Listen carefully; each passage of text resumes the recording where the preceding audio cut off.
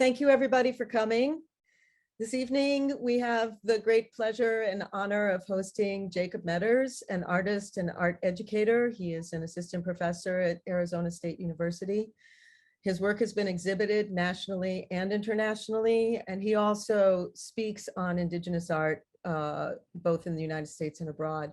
We're very grateful to have him with us. Jacob will introduce himself. And I just did want to read our land acknowledgement, which we at MAC tried to start each of our activities with a land acknowledgement, and also to say that this project is supported in part by the California Arts Council, a state agency. The name of the project is Weaving Baskets, Weaving Bridges, also called Weaving. I would like to briefly introduce the lead artist, Corrine Pierce. Just briefly, that's Corrine. Corrine, can you say hi to everybody? Okay, and I'm just going to read the land acknowledgement. The MAC acknowledges that we operate on the occupied lands of the people that the European settlers called Pomo, Wapo, and Miwok, who have been here since time immemorial. We stand in solidarity with Indigenous peoples of Lake County, who are the past, present, and future stewards of this land. We're grateful for this opportunity, and we know that it's only a tiny, tiny piece of all the work that needs to be done. Thank you all very much for participating in this work. Jacob. Hey, Tunadam. My name is Jacob Metters. I'm Mechoopda, Maidu. I think most of you know where we're from. We're from in what is now called Northern California, Chico. But presently I actually live in Phoenix, Arizona. Yeah, Wanem Kalu. Good evening. We wanted to allow me to share my work, let you know what I do, and then and how I process that work conceptually as a Native artist, but then also share some work of other Native artists. So all this work that I'll be sharing is contemporary work.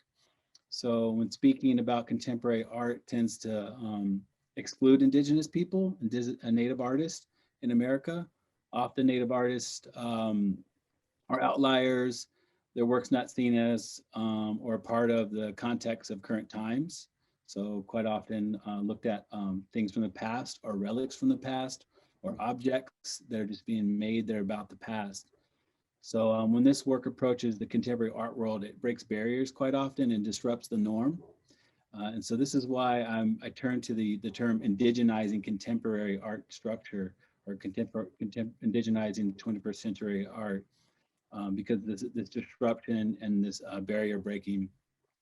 This lecture will explore this path and other approaches with other contemporary artists, as well as mine, and many concepts that tie people back to the land that we call our homelands or sacred lands. So I'll talk about and we'll look at many different subjects within the context of concepts in this work. And quite often as Indigenous people, we still start talking about our history. We talk about our land.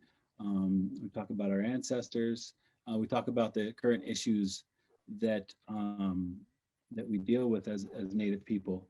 So this kind of some of this work ties back in history and deals with colonialism as well, as kind of like a cause and effect.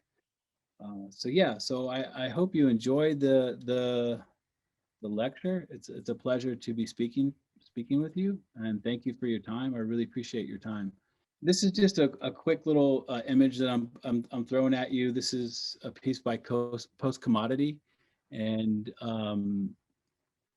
their work showing internationally all the big biennials across the world, all the major museums, Whitney and such. So we'll get to their work a little bit further down, but just kind of thinking about, you know, colors that people use, you know, think of design, but also objects, reusing objects, and what these objects might mean for Indigenous people, or the history of Indigenous people, or current issues for Indigenous people, and what these objects might mean for non-Indigenous people, people from the Western world, colonial world, that there's kind of two ways of looking at a lot of these things, but often Indigenous people, we're seeing both of them because we live in this contemporary world that's been kind of this assimilation, right? So we're dealing with assimilation.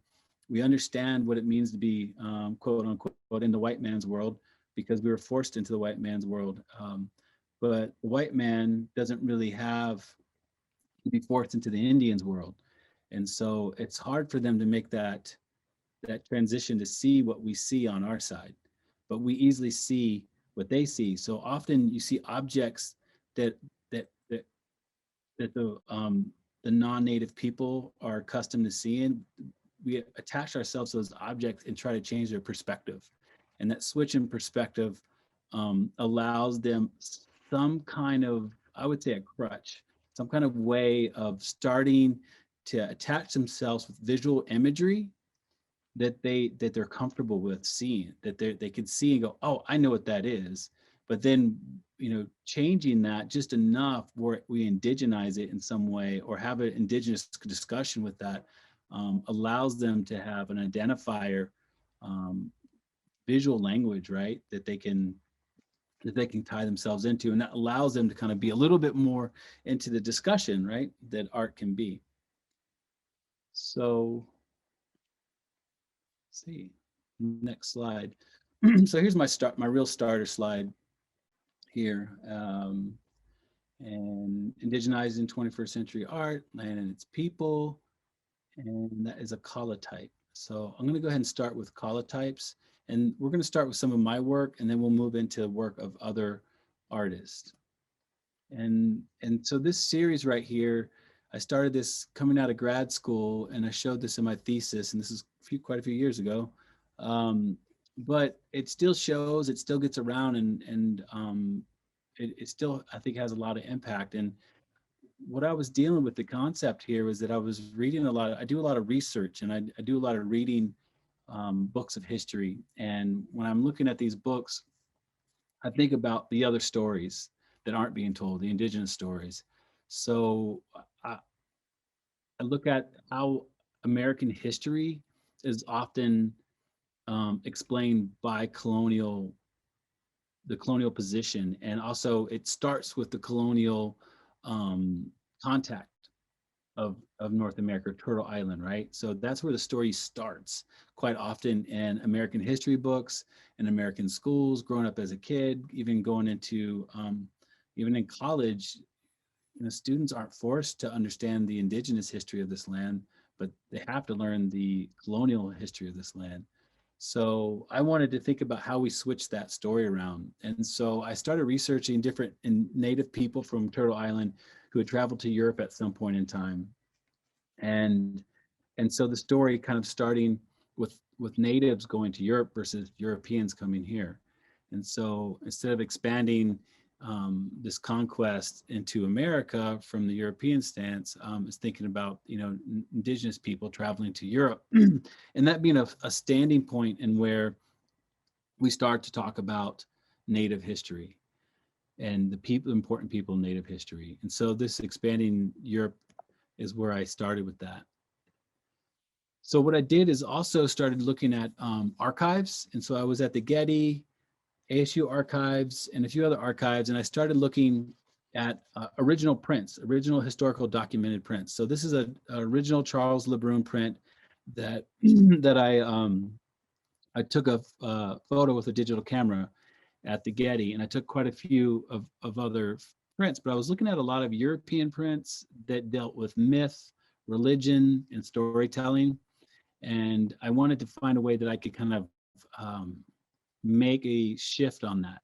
And the key thing with this series is a little bit I touched about in the beginning, was finding symbolism and visual language that is already embedded. It's already conditioned into the viewer, and the viewer being not just the native people in the room, but the non-native people particularly, because if I felt like if I used just indigenous visual language, there's nothing for the non-indigenous people who haven't spent time with native people for them to grab a hold of and even begin to understand what this language speaks to.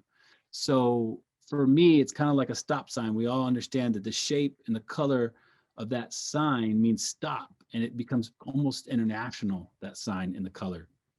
So what's the conditioning of the other and their visual conditioning in language? And so for me, it was really important to pull from a source that I knew that people can identify with. So this is Hercules slaying centaurs, and it's during the Baroque period, and it's a Charles Lebrun print. So I took that, and what I wanted to do was then, from the digital, I wanted to go into Photoshop, scale it to size that I wanted to use, and put it in a black and white contrast.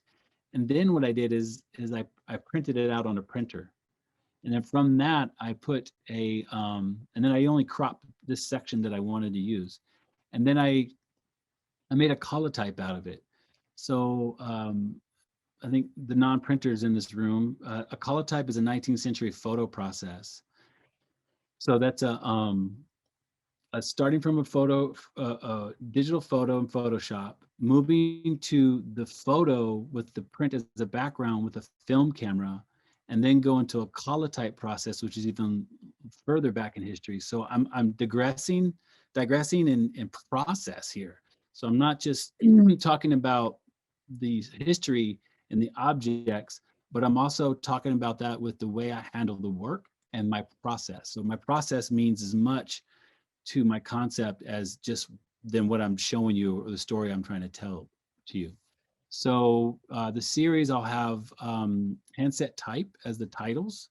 So if you look back to the other print, it's Hercules slaying centaurs, and then the print that I make is Rains in Face slaying custard.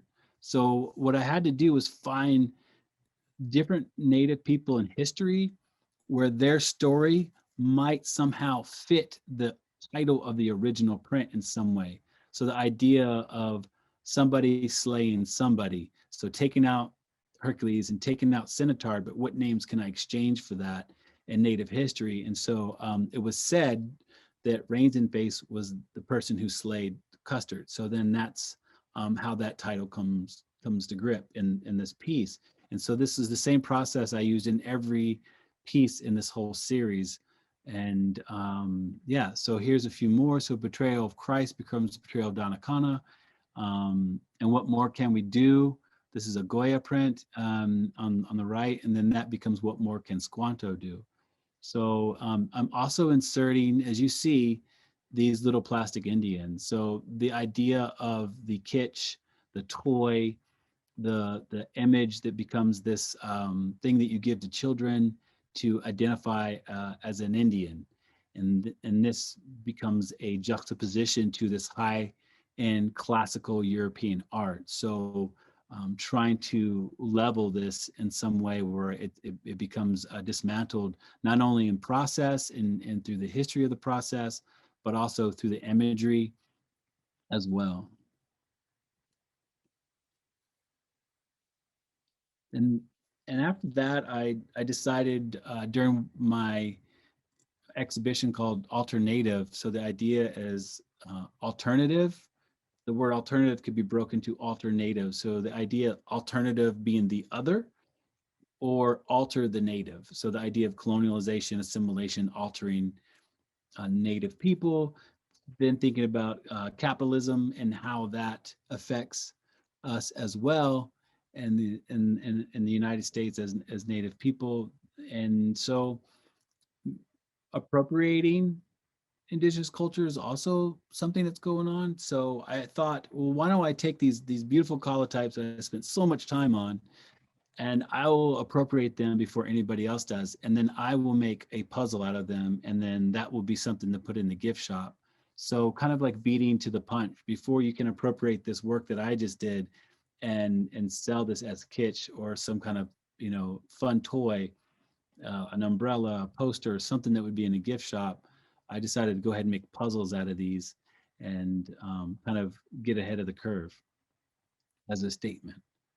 And then I started getting in to think of other things that could go in a gift shop. So just pulling from that plastic Indian. So I started casting them in metal And this series right here was called you can't blame the youth. So this is a all Peter Tosh song, You Can't Blame the Youth. And so I thought about that song and the words in that song, and there's one part where they said he talks about Christopher Columbus was a great man, and these are these lies that are given to us, right? And so I thought, yeah, like that's Peter's kind of ringing true some of these things, but how you teach your youth, how you raise your youth, how the information, the history, all this programming, and it starts dictating the future of people, and it creates erasure, right? Erasure of real history. And so these little pieces are kind of speaking to that, making this toy a fine art piece of work, talking about that. And then moving from there, I started to do slip cast porcelain. So I started sculpting these bobbleheads in the likeness of myself, I would say. And then, so this one would be me on a bicycle as an urban Indian, but then still having a bow, but then not dressed. So that's still kind of that wild, savage, naked Indian running around. So this would be that play. And then from that, I did the cigar Indian, and then changed the cigar Indian to a native person that's more assimilated, who would be wearing a jacket and pants and shoes. And then the buffalo, a common theme for Native people. Our people did not hunt buffalo. So I found this kind of to be tongue in cheek to put a buffalo in there, because that's what growing up people, when I tell them that you're Native, they assume that, yeah, you rode horseback, your people rode horseback hunting buffalo, and we did not. So I just kind of wanted to play with that kind of language.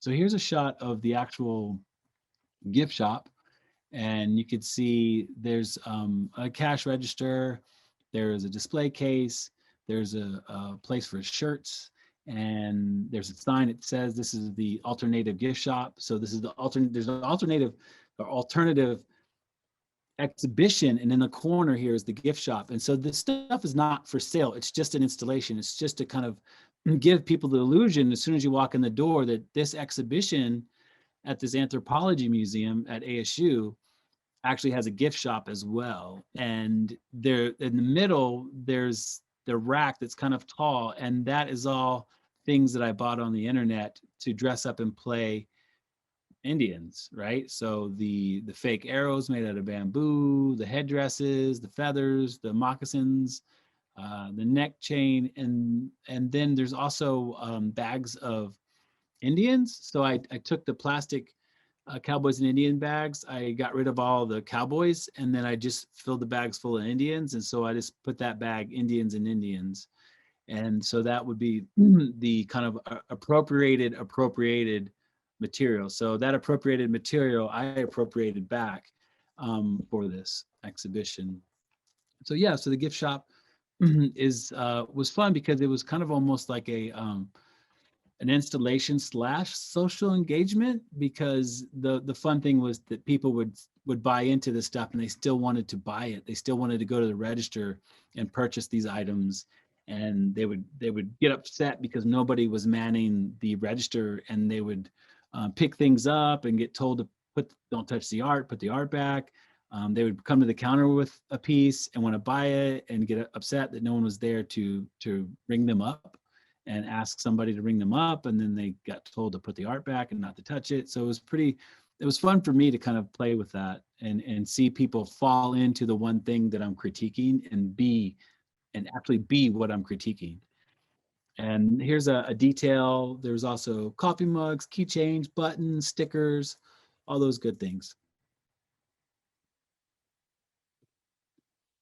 This exhibition had many layers to it, and this was the first time I did I call it a bird catching slash fish basket. It's basically just a concept of the idea of a utilitarian basket that might be made for catching birds or fish. And so what I did is thought about sustainability. I thought about making something that was so large that needed to gather so much that it was unsustainable. And so each section of this exhibition in the Anthropology Museum were were big text panels that would explain each section, and each panel was built on half truth. So I was really, because I got an opportunity to show an anthropology museum, I really wanted to take that and run with it and actually critique the history of anthropology and critique the way Indigenous people have been treated through anthropology. So these text panels really challenged the integrity and also the history of knowledge, right, from the anthropology. So I felt that that was a really critical thing that needed to be done. So this text panel explained about basket making in Northern California, how these baskets were to, catch fish or birds for our diet.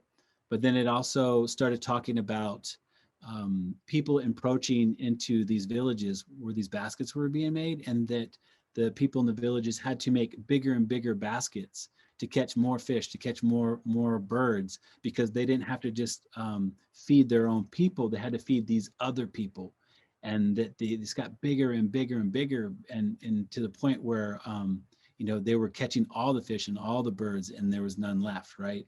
So that's the idea with this piece. Now you see, I'm not using any.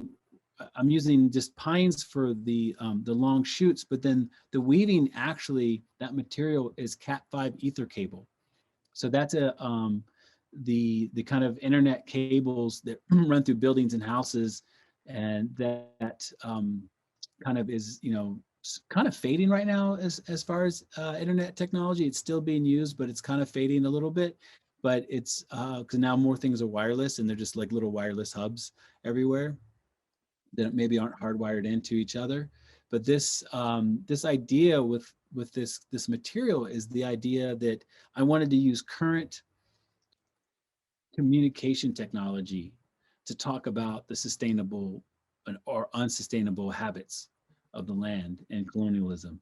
So for me, it wasn't about using traditional weaving material. It was about using something more contemporary of now, and saying how, almost like how long and how many different ways do we explain, and how many different ways do we try to share this information, that the habits of these people on this land have become so unsustainable, and how much it burdens the land, and it burdens the animals, and it burdens the indigenous people.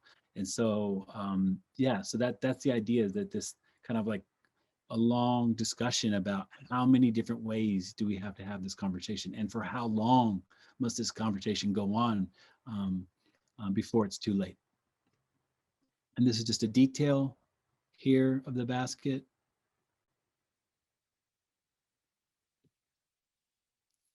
This is a buffalo. So what I did for this part was the panel talked about the Plains Indians, the buffalo, how much of the buffalo was utilized, and nothing went to waste. It talked about the history of the buffalo being almost completely extinct, and what that did to the people. And then as the story starts to warp, the way I warp these stories is that as urban Indians would make large scale buffaloes, and they would put them in the city, and they would still use them to practice hunting and for the return of the buffalo. So that's how the story starts to warp. The thing about this material is that I went through the city of Tempe and Phoenix for about 3 months, dumpster diving, pulling all the waste out of people's dumpsters and trash cans and on the side of the road to build this. So this, instead of not wasting the buffalo, it actually became taking everybody's waste to build the buffalo. So again, material is really important, process is really important in this concept, and trying to have this conversation with people. Okay, so I'm going to move into another body of work that's in this exhibition at the Anthropology Museum, and I don't think you could kind of get into anthropology and not talk about Edward Curtis. Edward Curtis was from the Seattle area and had a studio photography business where he shot portraits for a lot of wealthy people. And then eventually really got into taking photos of Native people. And so he crossed all over the continent trying to document all the different Native groups across North America. The real issue was that because he was a studio photographer, he was really trying to take these um, stoic photos, these photos that kind of told his own story. And he had his own large cases of props. So quite often he would ask people to wear certain riggings or regalia and in different kind of hold a different basket or hold a different pottery or do their hair a certain way. And what that did is that it created this documentation of Native people that was inaccurate.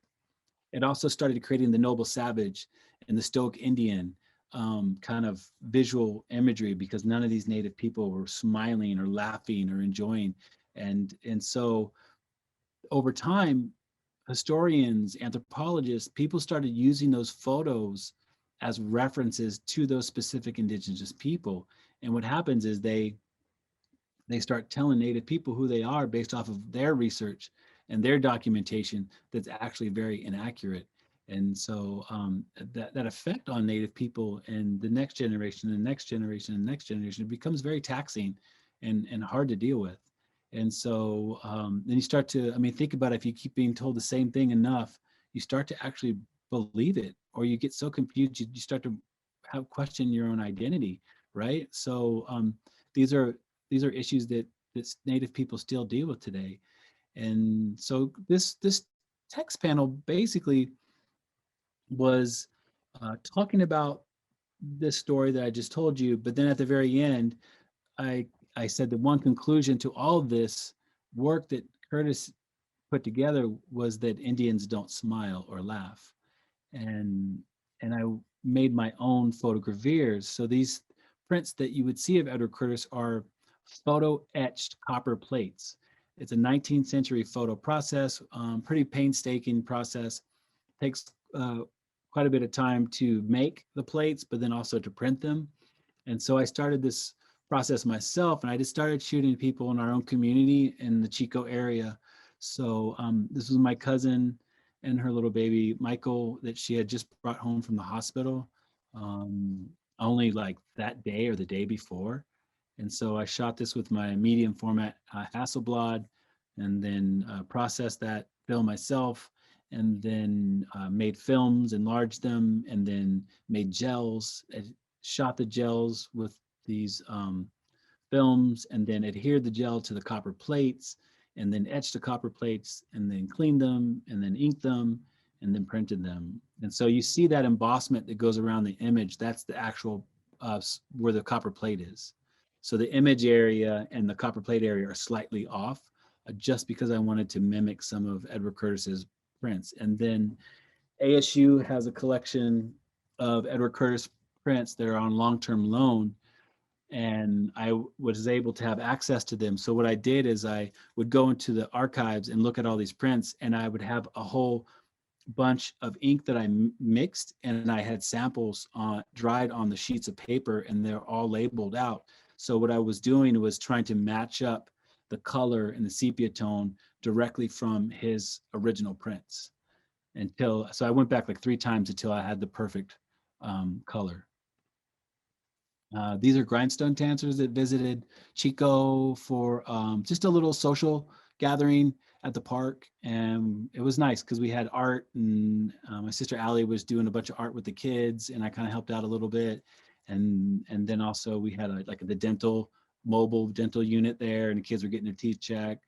And then the grindstone dancers danced, and I just went to them before they came out, and I just asked them if I could take some photos, if they'd be okay with that, and that these photos wouldn't be sold. So these are photos that I've exhibited a few times, but these have never been up for sale. These have never been something that I've sold to anybody. And when I can find people who are connected to the photos, I give them a copy of them.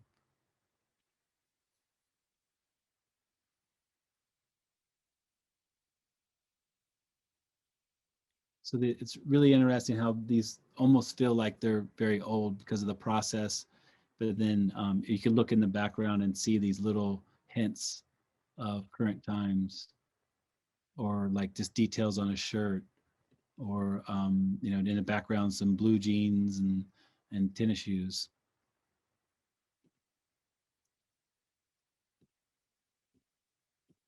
And then here's the final one in this little group that I'm showing you, and this is my cousin Natasha and her daughter Anastasia, and I just love this. This is, I mean, they're just such beautiful people, and just the fact that they're smiling and they're enjoying themselves. And I really wanted to make a point to put that in there because it contradicts the panel and the kind of imageries that Curtis has shown over time. Now I'll move into work that's not in this exhibition that at the Anthropology Museum. It's a new, it was a new body of work that I moved from, and I've continued this at different times. And this is called Divided Lines. And so I was looking at late 14, early 1500 print images and thinking about print as this knowledge holder, um, this way of sharing information to the masses at a time and where you could really dictate people's thoughts, their assumptions. So before the internet, before the radio, before the TV, before all that, for social media, Facebook, Instagram, there was the multiple print, and most people could not read. So the visual imagery was the cues of the story and what people should think. And so these prints from first contact of colonial people, I'm going to take a sip real quick.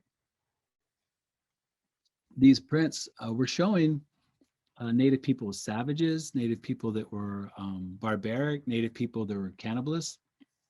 Most of these stories that are visually depicted are basically secondhand stories that are even further removed, and they're printed and created by artisans who had never met or came to the Americas. And so I wanted to kind of play with this work, and so I created my own woodcuts, my own pieces that I carved out of wood and printed in the same process that you just saw as far as that time and era. And again, process is important to me. I want to use the process that I'm talking about in history. And so these pieces I call divided lines. And if you look at the figures, the torsos are split. So to bring in a more current context, I'm thinking about how we become a little bit of both, how we become mixed raced, how we identify with two different ways or two different histories. And so these torsos are split. So maybe a person from European descent, colonialist, they would look at the figure on the left and identify with that. But at the same time, they identify with that guy that's in armor and has a spear.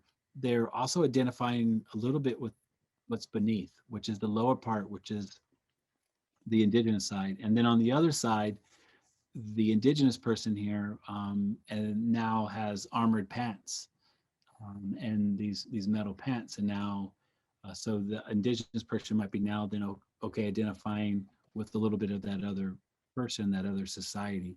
And so this piece I called Trade, and it's tobacco and then a coin, and this idea of the first empire really being the empire and colonial empire in the Americas really being used as our first sacred objects that was being exploited was tobacco. So this tobacco empire, this sacred tobacco is now becoming a commodity, commercialized and abused. So the story for this is to think about how the story is consistently inconsistent, that changes all the time. The more we read these stories, the more we dig into these stories, and when we start sharing these stories, that it's always kind of changing. It's never quite the same. And we're always kind of trying to add or subtract or correct the story that becomes, this colonial kind of archive. And so what I wanted to do was think about these very, very long prints that could be switched up in different orders. So each block is 2 by 3 feet, but they're perfectly matched on the top and the bottom border so that I can puzzle these pieces in different orders every time I print it. So I printed 4 of these 15-foot long prints out of 5 blocks. And here's just a shot of how I did it, sending it through the press, up through the rafters. And in the very back, there's a pulley system with some strings holding the print from flopping or taking off on the back end. So my studio at the time was 17 feet long and the prints were 15. So I was able to get them printed by sending them through the rafters and making up space that way. So here's one out to dry because once I printed them, it was hard to get it out of the studio. And then I had to let the ink dry. And I had my house nor my studio at the time was big enough to do that. So I had to put them outside, and you can see a shadow going across over this print. And it's because I had to suspend plastic over it so the birds wouldn't poop on it. So here's a shot of just one of the 15-foot long prints. And you can see it almost reads as a kind of a diorama or a progression left to right or a storyline. And it almost seems like an illustrated story. And here's the original installation. It was at the Museum of Contemporary Native Art in Santa Fe.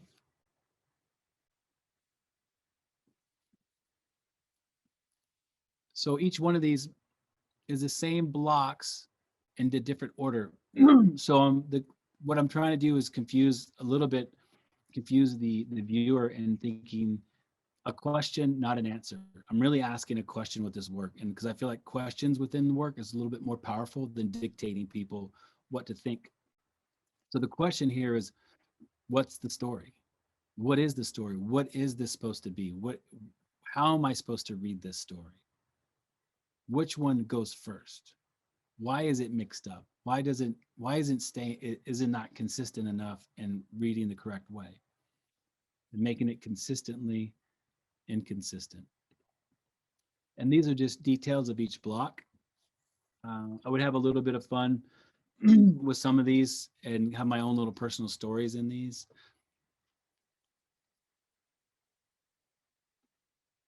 This one, I had a print professor. His name is Joe Segura.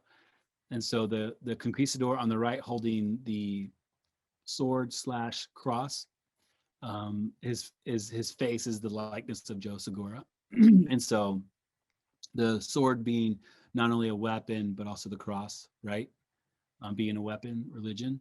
And in the foreground, having a tree that's cut down, so showing the removal of these trees that we depend on, these oaks. So all these trees are actually oak trees that I'm depicting. And then, but there's new growth in the back. So there's this little bit of hope in the horizon in the back. And it's even though you cut that one down, maybe another one's growing. And then the women, purposely, I started making them more homogenized. So I wanted the women to be more controlled visually, because I felt like over history and time, the colonialism specifically and capitalism and this American way has really been a big fight for women, not just Indigenous women. Obviously, there's major issues, but that have been thrown on Native women, but just women across the board. So I wanted to be visually more controlled. So you'll see that they all look kind of the same. They're more homogenized. This is the actual print from the woodblock detail I showed you. This one here, I wanted the native person on the right to have a little bit of Mechoopda look to him, but then the lower half is European. So even the staff he's holding and the spear, the top is indigenous, and then it stops at the midway, and then it becomes a European staff. And then the king, this monarchy, he's pointing to the sky, to the god, saying that that kind of idea of manifest destiny, that God has given him this right to rule. And of course, he is sitting on the largest cut tree, right? So this idea of destruction, destroying what God created or the Creator created, and then placing himself on that destruction. And then that's just another woman holding corn. This right here is a more current piece. Funny enough, I finished this piece in Leiden, at the museum in Leiden. I finished this piece right when COVID was hitting. So I was in Europe working on these, and I was just hustling to get these done so I can get back to my family. And I got back just a day or two before everything shut down. And so, yeah, so this was a uh, a sprint to the finish line. And this series was called Trading Views. It was a larger exhibition at the museum, and I was commissioned by the museum to come out there and create a installation of prints. And what I was looking at for this as a reference was Theodore de Brye's work, about 1528. And I was looking at, they had this great library there, and I had one of the ladies from the library was just so awesome. And she took me there for 3 days straight on my first 3 days.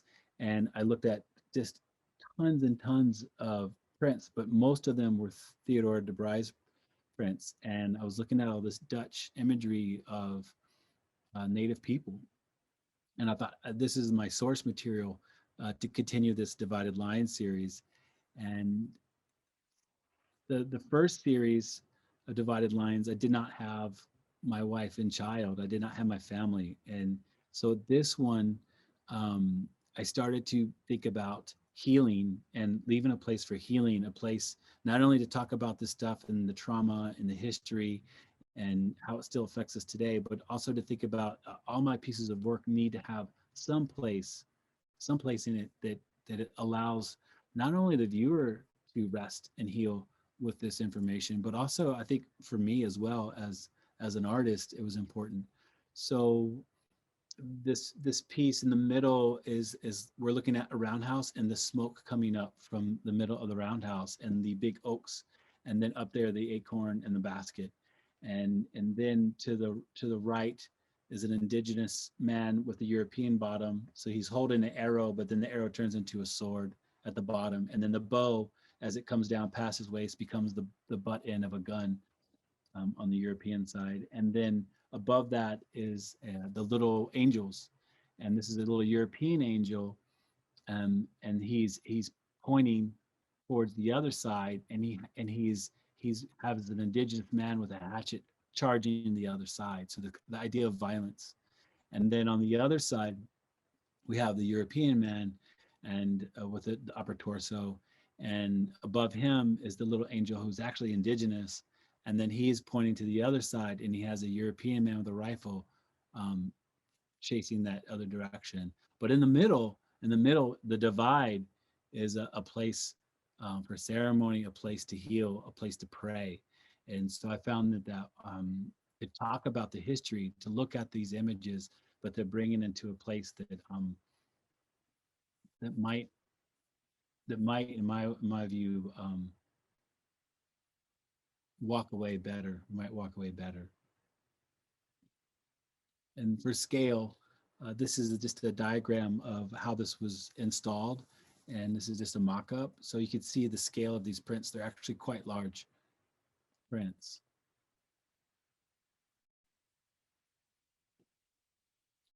And now I'm going to move to my favorite thing that I do with my print shop is my social engagement practice. So my print shop is called Warbird Press, and I have quite a few presses in here. And one of them is a Vandercook, which is a letterpress. And so I have quite a collection of handset type, and I have a press to run all this out. And when I was coming out of grad school, I was selling work through the Heard Museum, and it actually allowed me to build my print shop and allowed me to buy press and other equipment that I needed to have a print shop.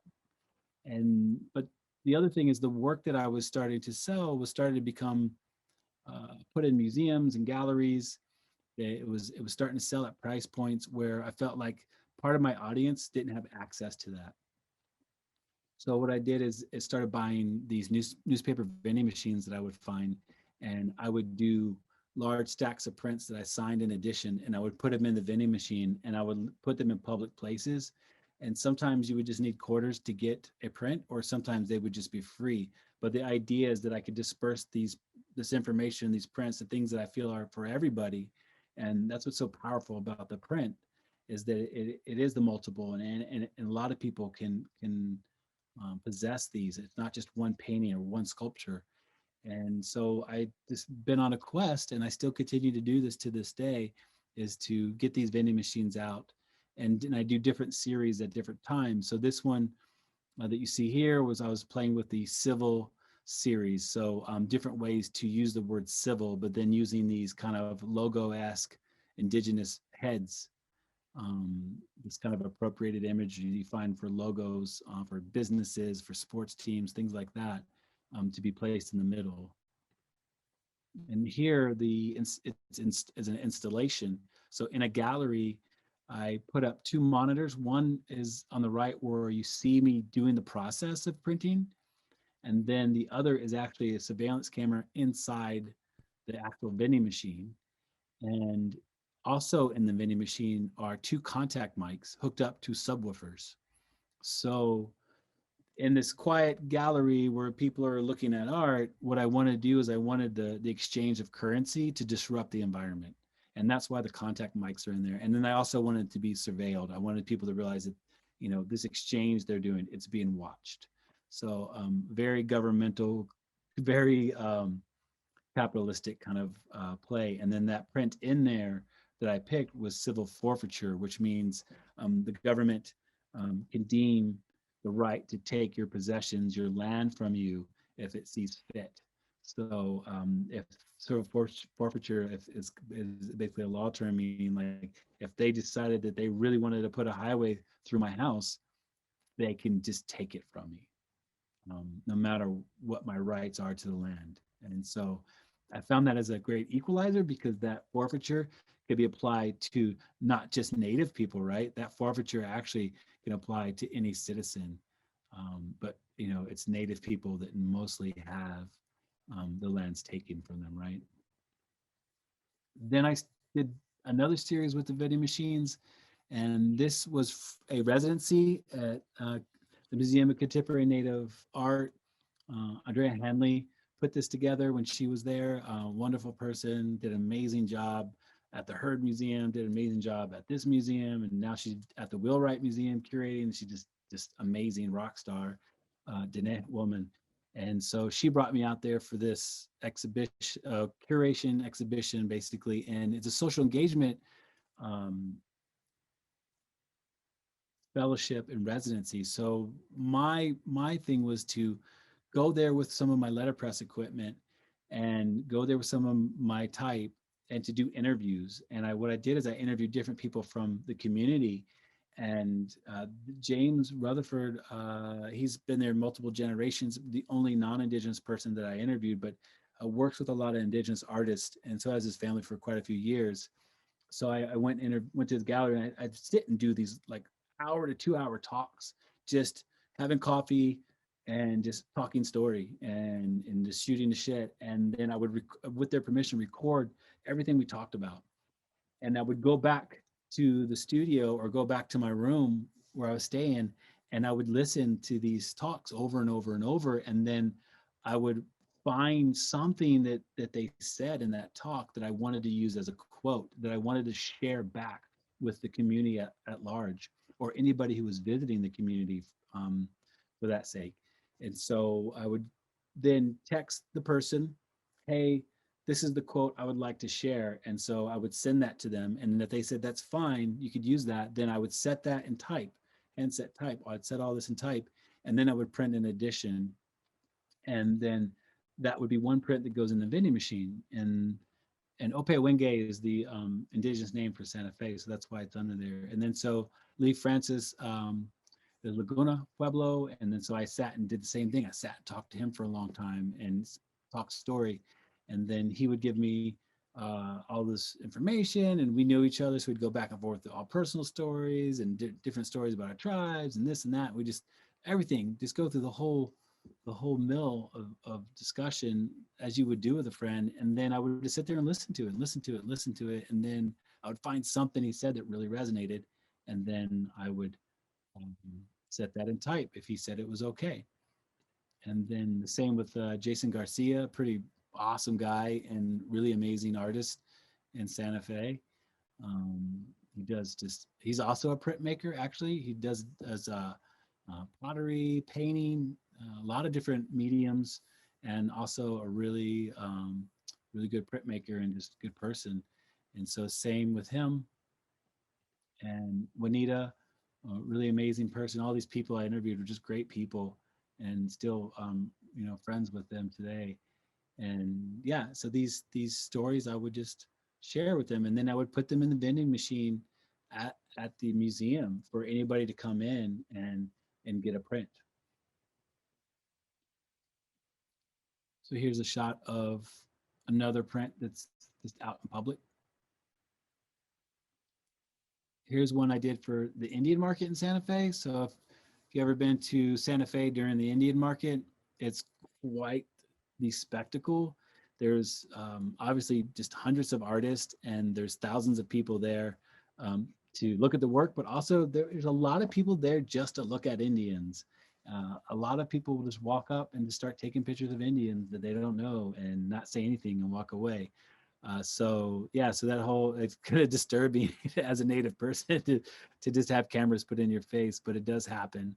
And so I looked at these old historic prints that were of the Buffalo Bill and other Wild West shows that were going on in the United States. There were before these TV westerns. Before that all took off, there was these shows that would go throughout the country and even into Europe. And Buffalo Bill was the most famous one. And they would have these posters every time they would come in town, like the circus, and it would say, extraordinary attraction, 1,000 Indians, blah, blah, blah, and name all these different things and people who you might be able to see. And quite often the native people would have little, they would have all their tents, and they would set up all their teepees, tents, whatever they were going to be in, and have a village and live in that village for a few days while the show was going on. And the public would be welcome to just walk right through there and walk up and invade their privacy. But I thought about those posters, and I thought about the market and some of the weird things that I would see. So I did this print just for the Santa Fe market and put it out there. This is another print. It's actually quite small, but I was looking at the history of boarding schools, and Major Richard Pratt lobbied Congress to stop the wars with Native people, but to kill the Indian and save the man, meaning to assimilate and put these children into boarding school and have them not use their language, not be in touch with their culture. And so the phrase that stuck with Congress that he used in his speech was "kill the Indian, save the man." And so I just took that and flipped that to "kill the capitalist, save the Indian." So little pieces here. This one was an installation into a shipping container, and this is during um, the election of Clinton and Trump, and there was a lot of, and still is a lot of divide. And I wanted to kind of draw people's attention to the red and blue, and this idea of repetition with variation, and bring people into the shipping container with this. The only thing sitting in there is this vending machine, and so people were coming to it thinking that it was this big political statement towards the election. But when they got up closer, it actually said too many capitalists, not enough Indians, because at the time these candidates did not give a shit about Native people, and nothing that they were even trying to address ever went towards or a discussion of Native issues, and dealing with the pipelines, dealing with missing and murdered Indigenous women, all these things that are going on in Indian country, and even treaties that are still broken. You could tell these politicians cared less about the Native people and what might happen to us. And so I wanted to bring attention to that, that it was just, this is all about capitalism.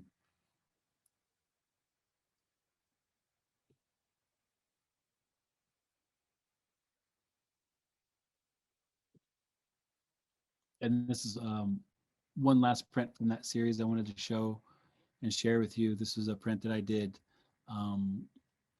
during the Ope Wenge, not sorry, not Ope Wenge, the Standing Rock um, protests, and feeling just like helpless, and feeling like I was dealing with historical trauma, like sitting at home crying, seeing what was happening there, and feeling like there was not much I could do. So I printed a bunch of these and got these out in public to kind of think about still resisting these colonial capitalistic ways, but also and empires basically, and but also thinking about positivity and protecting, and the idea of generations and generations of indigenous people always going back and fighting these things, and resisting these things. And to me, that was just a repeat, thinking about our ancestors were dealing with similar or even worse issues, and they would just keep fighting, they would keep resisting, they would keep protecting their elders and their children and their culture, and they just kept using a lot of love to try to do that. And it would just have to be repeated generation after generation after generation, or within your generation, this would have to be repeated. So I did this print, calling to that idea and try to get it out to as many people as possible. This exhibition right here is window dressings, Indians behind glass. And what I'm doing here is playing with the idea of museum dioramas, but also window dressings, so window fronts for businesses, and the history of Native people being put into those window fronts, and being window dressings basically to sell items that literally had nothing to do with Native people. So using a Theodore DeBry reference, using a comic reference, and using an advertisement for hairbrushes, all of these relating back to indigenous people. The bride, first contact, the cannibalism, savage kind of depictions, the cowboy basically saying he's going to make an honest engine out of you, and then the idea of the scalp, and scalping being used to sell hairbrush, and how we're not that far removed from people who still think this way. And so the actual exhibition, I closed off the gallery, and I just used all this appropriated imagery of indigenous people in movies and cartoons and advertisements, and then filled the window up with these large printouts that were cut out as well.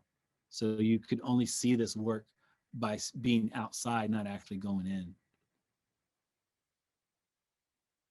So the lights would be on, and the windows would be open, and people would walk by, and only be able to view this as a window dressing itself. So this whole exhibition was built off of appropriated material. None of this did I actually create by hand. I just curated it. Thank you everybody for holding tight. This is a long this is a long talk. 2 hours is a long talk, and a lot of patience for you guys. So I appreciate you sticking in there. This is a Octumbella. This is an exhibition, and Memento is actually another exhibition right next door to this that I curated through the print museum at Chico State, and this is at Chico State, and their gallery, the art gallery there. And so this is a piece which I finally got to go back to Chico and do a large exhibition, and really share this with the community that I'm from. At this point, when I was planning this exhibition, I had already traveled around the world sharing my work, traveled around the world giving lectures, but yet to really do any significant exhibition in my homeland, in our own village, basically, right? So I think Chico State and Kelly and the people there that helped me put this together. So this is the first blanket painting you're going to see in this, but I'll have others that come through here after these photos. So the middle is the dirt floor. So the idea of the concept of a place of healing, and the dirt floor being circular, much like a roundhouse would be, right? And the blanket itself is a Mexican blanket. It's the cheap ones you get for like $10. And so that whole series of work of these paintings with the blankets plays with the idea of Europeans giving blankets, these blankets being weapons, the idea of how Native people give blankets in ceremony in a way of honoring people. So this connection we have to blankets and this very um, mixed results really with this object, but the blanket itself, I felt like was universal. That it was that as a human beings, we can all kind of look at that object and understand that as something that we're connected to. Again, conditioning an object that we're familiar with and using that for a discussion from an indigenous perspective.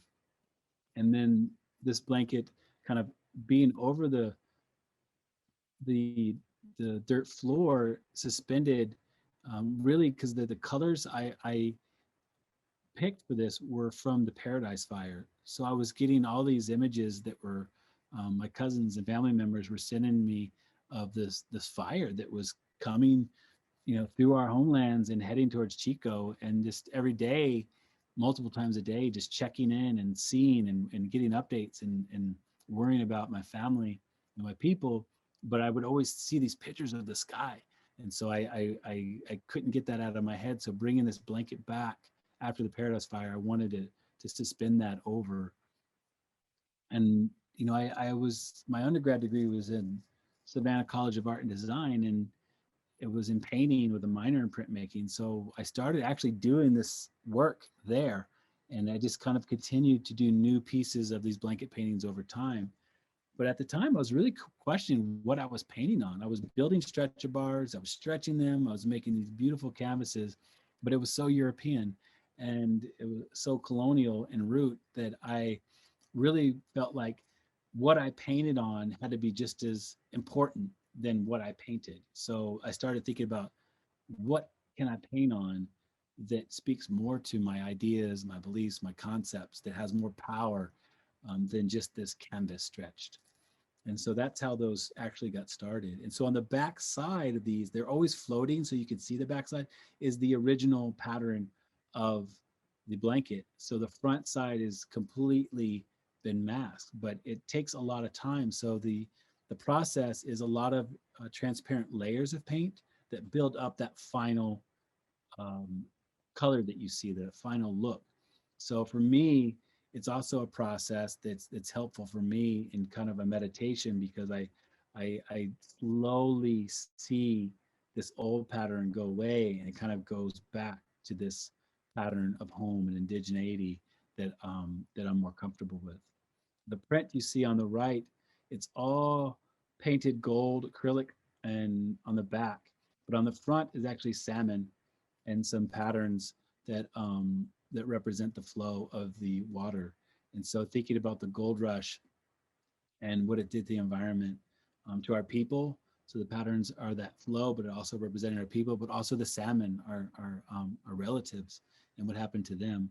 And then on the far end, you see the again a new basket that I created, like the one in the one of the first slides that I showed you at the Anthropology Museum. This one, all three objects are suspended because this university is built on our village, our land. It's literally built on our ancestors, and so really being conscious of this space, knowing that our ancestors moved through this space, and that this is, to me, Mechoopda land. Even though if you build a building on it and you try to put these colonial structures on it, to us, that's still Mechoopda land. It's still ours, and our ancestors are still there. And so I wanted to not ground these objects in situ on the ground. I wanted them to be suspended, so they could be touched and come to from all directions. That way, our ancestors who visit can approach them in the suspended nature. And around the pattern around the whole perimeter is a pattern that I got from my cousin Kyle, and it's a pattern that represents. It's not identical, but it represents a belt that Billy Preacher had. And so it's basically a kind of a rendition of that we then put on vinyl and circulated the whole space, and brought that whole pattern that would be a belt that would be worn in dance, right, in ceremony, and brought that around the whole space. And it almost kind of like it protects the space. Here's a detail of that print. So this is about a 15-foot long print, and it's screen printed. So the images you see here, I've screen printed. I painted the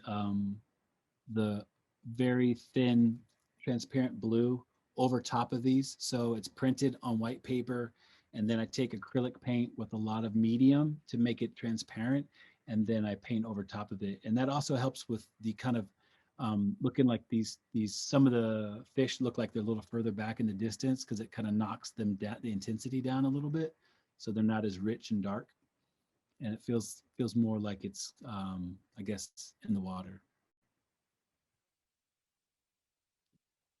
And then here's a detail of that basket, large basket. And as you can see, I got better at making these because it definitely is much tighter and cleaner than and the one that I originally did at ASU's Anthropology Museum. But not only that, but the suspending this made it actually even more difficult as well. So yeah, um, I will thank my sister Allie for showing me some weaving techniques that I practiced over time on the side, and allowed me to get that a little bit better. This is a more current exhibition. Again, I return back to the dirt floor. Conceptually, same reason, the idea of a place of healing. And this is at the Scottsdale Museum of Contemporary Art in Scottsdale, Arizona. And what I did is use the vinyl again on the walls, but then I used this pattern to go up vertically. So if you look in the background, there's 4 of those on each wall. And in a way, conceptually, visually, I'm thinking about 2 things. I'm thinking about the poles that hold up a roundhouse, but I'm also thinking about the smoke that leaves a roundhouse. This is not supposed to be a roundhouse. This is not the idea that this is a roundhouse or a ceremony. It's just a concept, that concept of a place to heal, a place where people should gather and put things aside and connect. But there's a bit of a 2 sides to that, because I'm introducing these very European objects in this circle from another belief system. And I'm also putting the blankets up around that. And I'm still using the blankets as the same conceptual metaphors. So these pieces inside here are found objects. These are objects that I found as discarded, unwanted objects at Goodwills, thrift shops, junk shops. And if the stickers from these places are still visible, I leave them on there for people to see. But then what I do is I indigenize them. And this Built on the Sacred series is really about a lot of questions about objects, commercialization of objects within religion. So if a certain religion wants to commodify and commercialize their items of sacredity, and then also these things become discarded and unwanted, what does that say to the people who follow this religion? What does that say to the way of life or the way of handling sacred or holy objects, or the idea of that holiness or sacredness, that it could so easily be commodified and commercialized and discarded, that these ideas that these are objects are for sale. um, it's kind of like going to the new age store with crystals and buying some sage for your ceremony. Just crazy, and to see people, commodify our sacred objects, whether it be tobacco or sage or bay leaf or these different things. These things should not be commercialized or commodified or up for sale. And these are conversations that we try to have. Our land that's sacred shouldn't be up for sale and commercial and commodified. These things are waterways that keep us healthy, and our relatives, the animals, healthy. And these things shouldn't be commercialized, commodified, and then discarded and wasted. So these questions come into these objects. Also, in the title itself, and it's built on the sacred, I'm going into the history of um, European colonial religious spaces being built literally on indigenous sacred spaces. Quite often, churches and temples and things like that would be built on indigenous sacred places to try to disseminate the indigenous way of believing and to assimilate them into a colonial way of believing and to create that erasure again. There's a lot of erasure that speaks to a lot of these different things at different times. Then spending more time thinking about it, thinking about how a lot of Native people that accepted Christianity would still infuse their traditional ceremony into it because for a long time, our ceremonies were outlawed. We could be thrown in jail. We could be arrested for doing our ceremony. And so for a long, long time, um, it could it was against the law for us to practice our belief. And the land of the free, you know, it wasn't so free for some people. The original caretakers of this land were banned from the one thing that protected the land, that was built to protect the land and to connect us to the land in a way to heal and have an understanding of these things was outlawed.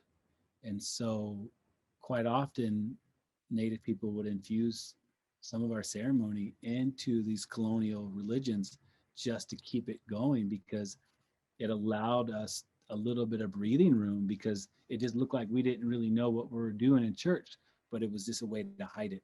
Um, I'm married to a wonderful, uh, beautiful Yaqui woman, Marisa Duarte, and I've had the pleasure and honor to go to some of these Yaqui ceremonies.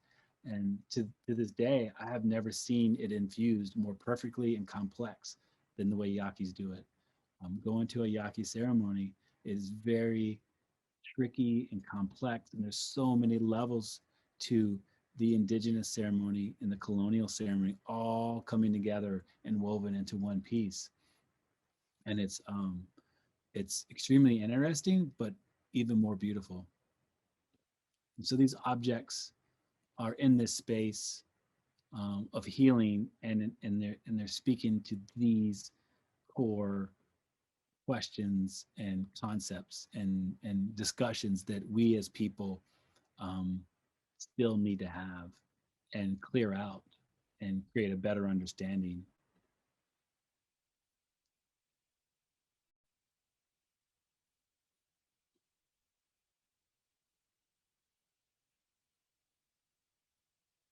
All of these pieces are also pointed in the four directions. That's why they're off tilt from the blankets.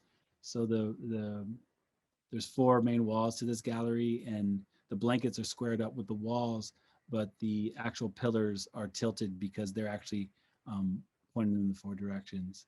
And the optimal viewing place for these, actually, to look at these pieces with the blankets behind them, with the vinyl going up the wall, is actually in the middle of the dirt floor. So what I've asked viewers to do to actually really view this piece is to enter the dirt floor, which is extremely uncomfortable for a lot of people. And it makes it not only an installation, but a little bit of a social engagement, a practice, a little bit of a way of trying to bring the people into this space of healing and into the optimal viewing for this, but also a place of vulnerability at the same time.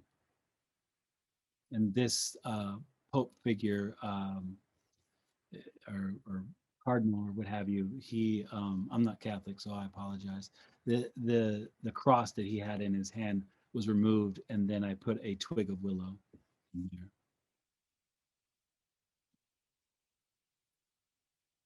And if you look to the left in the corner there, you can see the goodwill tag that's still on the shepherd.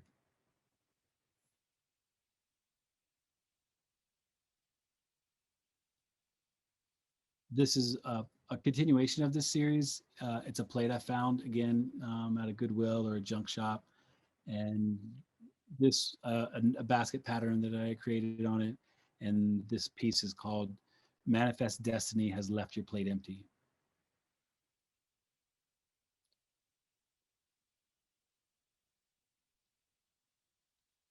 And one more final piece from this series.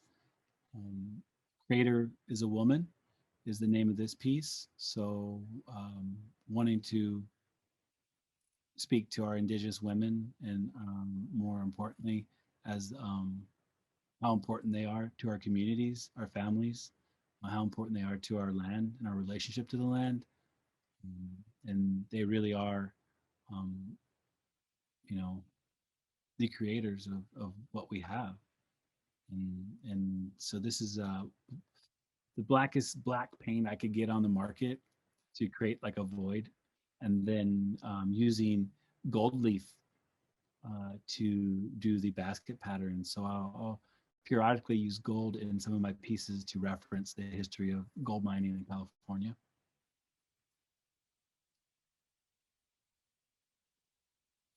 And now at this point, I'm going to take a sip of my tea here, and then we'll get into these other really amazing artists that I want to show you. And I think we're doing pretty good on time where we'll still have some Q&A. And the thing about this section is it's really hard because talking to Lisa about sharing other Indigenous contemporary artists, the one thing I told her was that there's so much rich, amazing, um, just beautiful work that's being done by Indigenous people, not just in the U.S.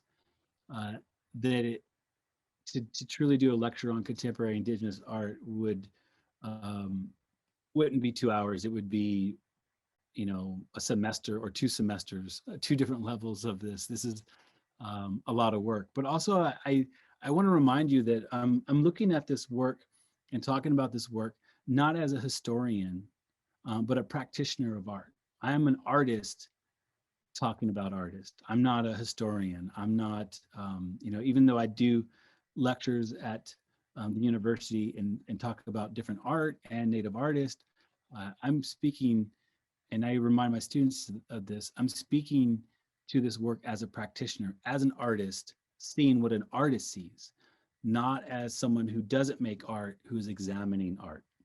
So I think there's a big difference there. And I think there's that difference when I talk to certain writers that, and people who, curators and people who make art and also curate it. And then there's some who don't. And there's definitely a difference in those people. There's definitely, like, you see a different way and a different way they connect to the work. And so I'm connecting to this work as an artist, speaking to it as an artist. And so Post Commodity started quite a few years ago. I guess in '07, it was Stephen Yazzie, Raven Chacon, Nathan Young, and Kay Twist, and they got together, and even in the title commodity, like commodity cheese, things that were given to from the government to Native people, the commodities. Uh, the idea is post commodity beyond that, and this collective has changed and morphed over time. Some have stepped down, some advised in their roles as they went on and didn't make as much work. There was collaborations, as you see it at this list. At the bottom, collaborations with certain very specific pieces over time. Other artists have come in and become more of a staple and a solid member of this um, collective, like Cristobal Martinez. I will say on record, I know these guys personally. I've spent a lot of time talking about art with them, looking at art with them, and just hanging out with them in general. And they're all really amazing intellectual artists. They're, to me, they're some of the best artists out there, regardless if they're Native or not. And they just make some really just amazing work. And I always look up to them and ask their opinions on things, and what I'm making, and getting some real good solid feedback about concepts and directions that I'm going with my work. And so I'm going to share a couple pieces. One is the first piece that I showed you, and this is the museum up in Saskatoon, and it's a more recent piece. South by north is also north by south. So you see these containers that would hold um, materials, right? And they kind of reference in the size and scale of this as like earth mounds or even pyramids. So if you're thinking about North America, and indigenous earth mounds and indigenous pyramids from history. And so the scale and the form of this actually is so big that it moves beyond the boundaries of the gallery, and it demonstrates kind of the failures of the containment, because these actual barrels are representing um, material like the white barrel being a color for poison, the blue barrel being a barrel for dangerous material, the red barrel, the red being flammable, the black being corrosive, and the yellow being radioactive. So now you're looking at these barrels that you're like, oh, these are beautiful. Look at them; they're shiny. They have these colors. But if you think about the hazardous material that these barrels would contain based off of their color coding. So colonial way of addressing this material, indigenous switch of perspective. Also, the structure in which these are put in there are very bead-like. So if you think about indigenous beading, there's this kind of design and layout as beads. So if you kind of blurred your vision, it's like it almost like someone beaded these pieces if they were really small. And if you think about the land and the migrations of people and the commercialism and the different ways in which people have had to move because of commercialism and the materials. This is what these pieces are kind of speaking to. And then also, if you think about it, these are some of the same materials that are leaking into the land of our indigenous people.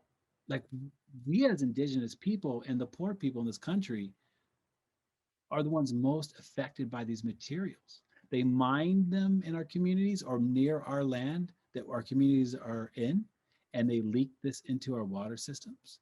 They store these into the land near where our communities are. They dump them there. These materials really speak to the history of how not only the land has been abused, the commercialism of it, but also how us as indigenous people have been affected by that, from the mining and the waste and the storage of waste of these things. So, you put this in a barrel, you go bury it, but when does that barrel break down, and when does that go into the soil? And when does that start to give everybody in the community cancer?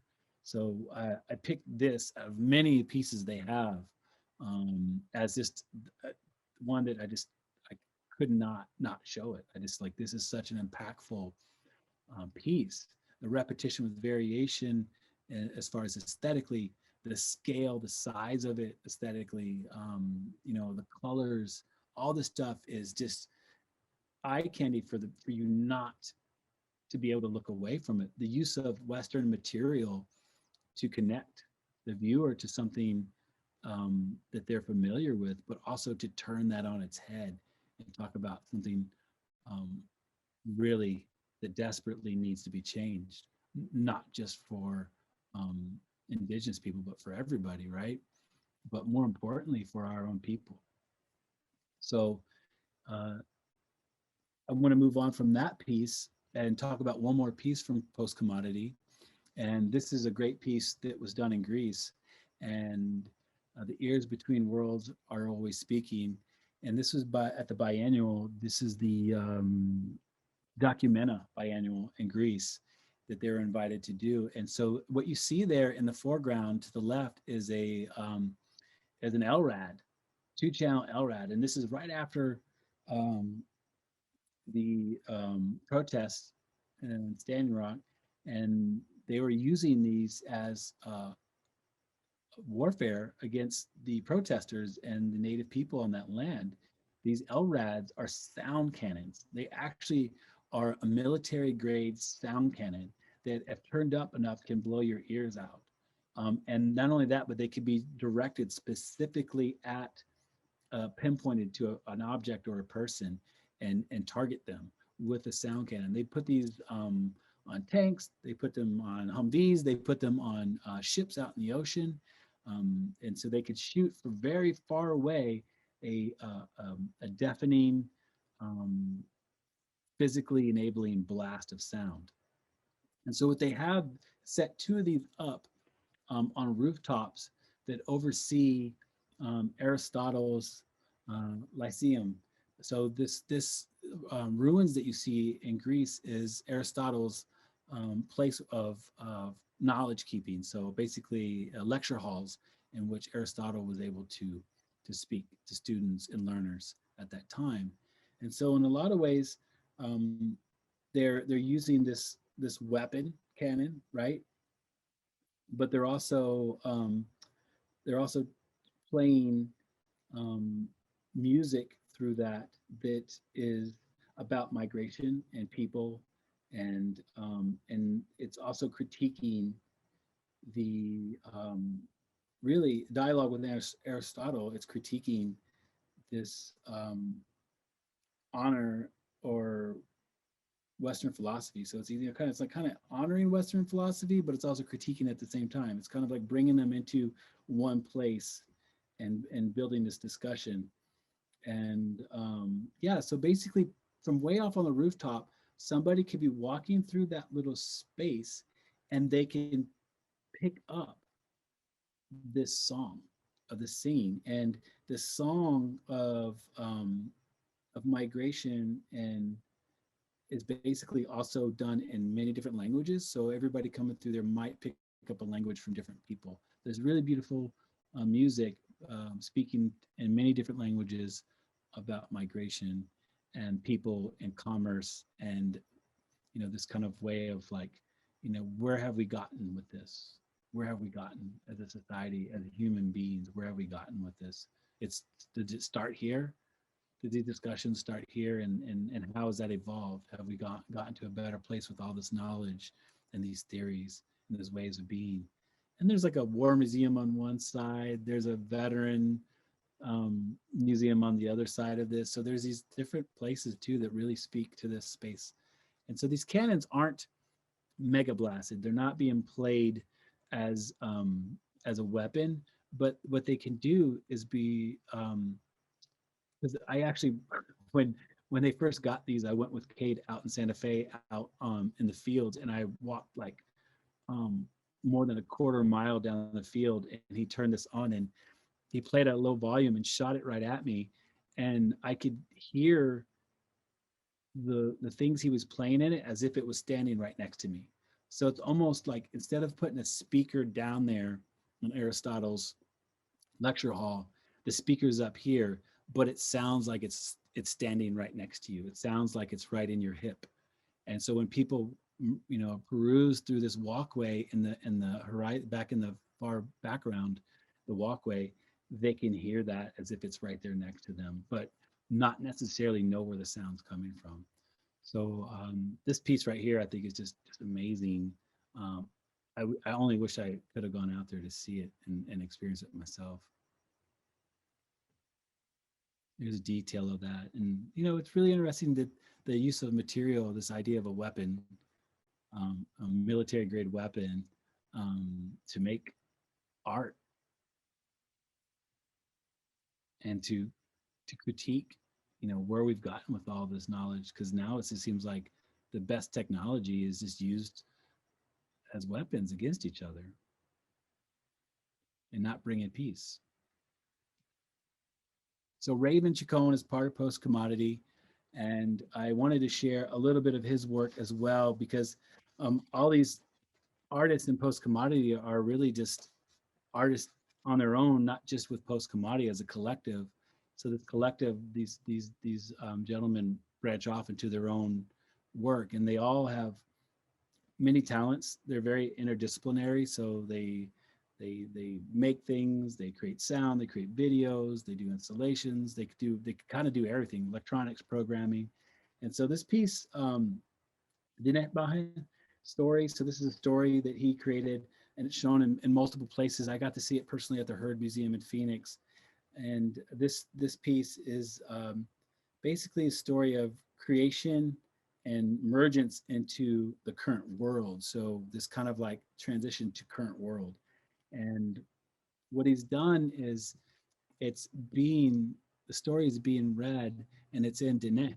And you see those panels in the back. It's one set of panels is the story written in Diné, and the other is in English, so you can read it. And it's basically a bilingual exhibition.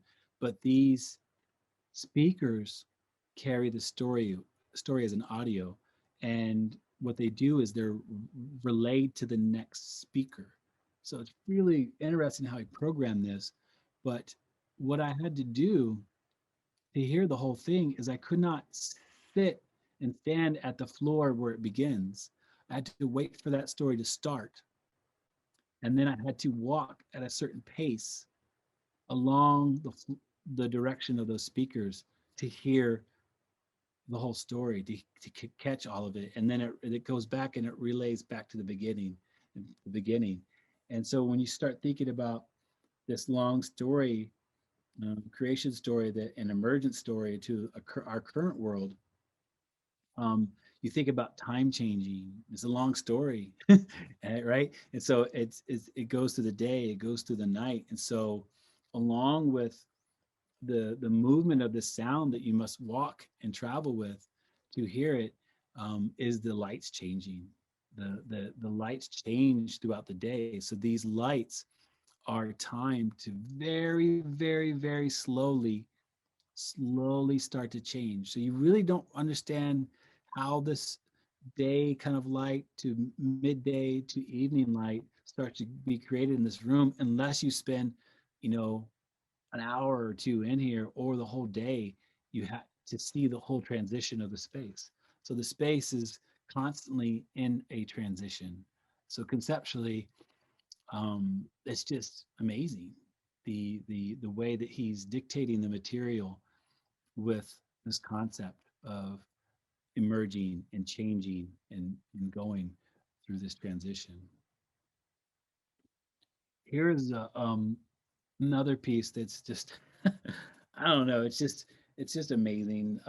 So one thing about Raven is he's a classically trained composer and plays, he's just amazing. And he, one of the things I really love is he comes out here every year and he does a program with youth, and they learn how to compose their own music. And a four I think it's a four string, like Philharmonic quartet comes into town, and he presents them with all the sheet music that these students put together after he's taught them how to write music. And then that quartet um, actually plays and does a whole session of all the music that was written by these students. And you hear it, and it's just some of the most amazing, beautiful stuff. It's life changing to be able to be in that room and hear that. And here, this piece, uh, report, he's composed with weapons. So he's composed the song with guns. So guns, the instrument of violence, justice, defense, power, are transformed into um, mechanical instruments of resistance. And so the sheet music is for the different weapons, and so they fire off into this music instead of violence. They're playing music, and so you have different calibers playing at different intervals at different times through the sheet music. So you have people who can read the music that can also shoot a gun, which it's just to me it's just brilliant. Like, it's just brilliant work. I mean, where does this stuff even come from? And here's a detail of everybody out there with their sheet music and their different guns. And so also, I want you to know that this stuff, you can find this Post Commodity website super easy. Just type in Post Commodity, you'll find their website. You can type in Raven Chacon and you'll find his website, and you can hear some of this stuff, or you can watch some of these videos they put together. There's some, gets a little complicated shooting, sharing some of these videos on Zoom. We tried experimenting with that and to no prevail. So it was really hard for me to share the actual videos on here with you through Zoom, but I highly encourage you to take some time to really watch some of this stuff. The next artist I have is Kent Monkman.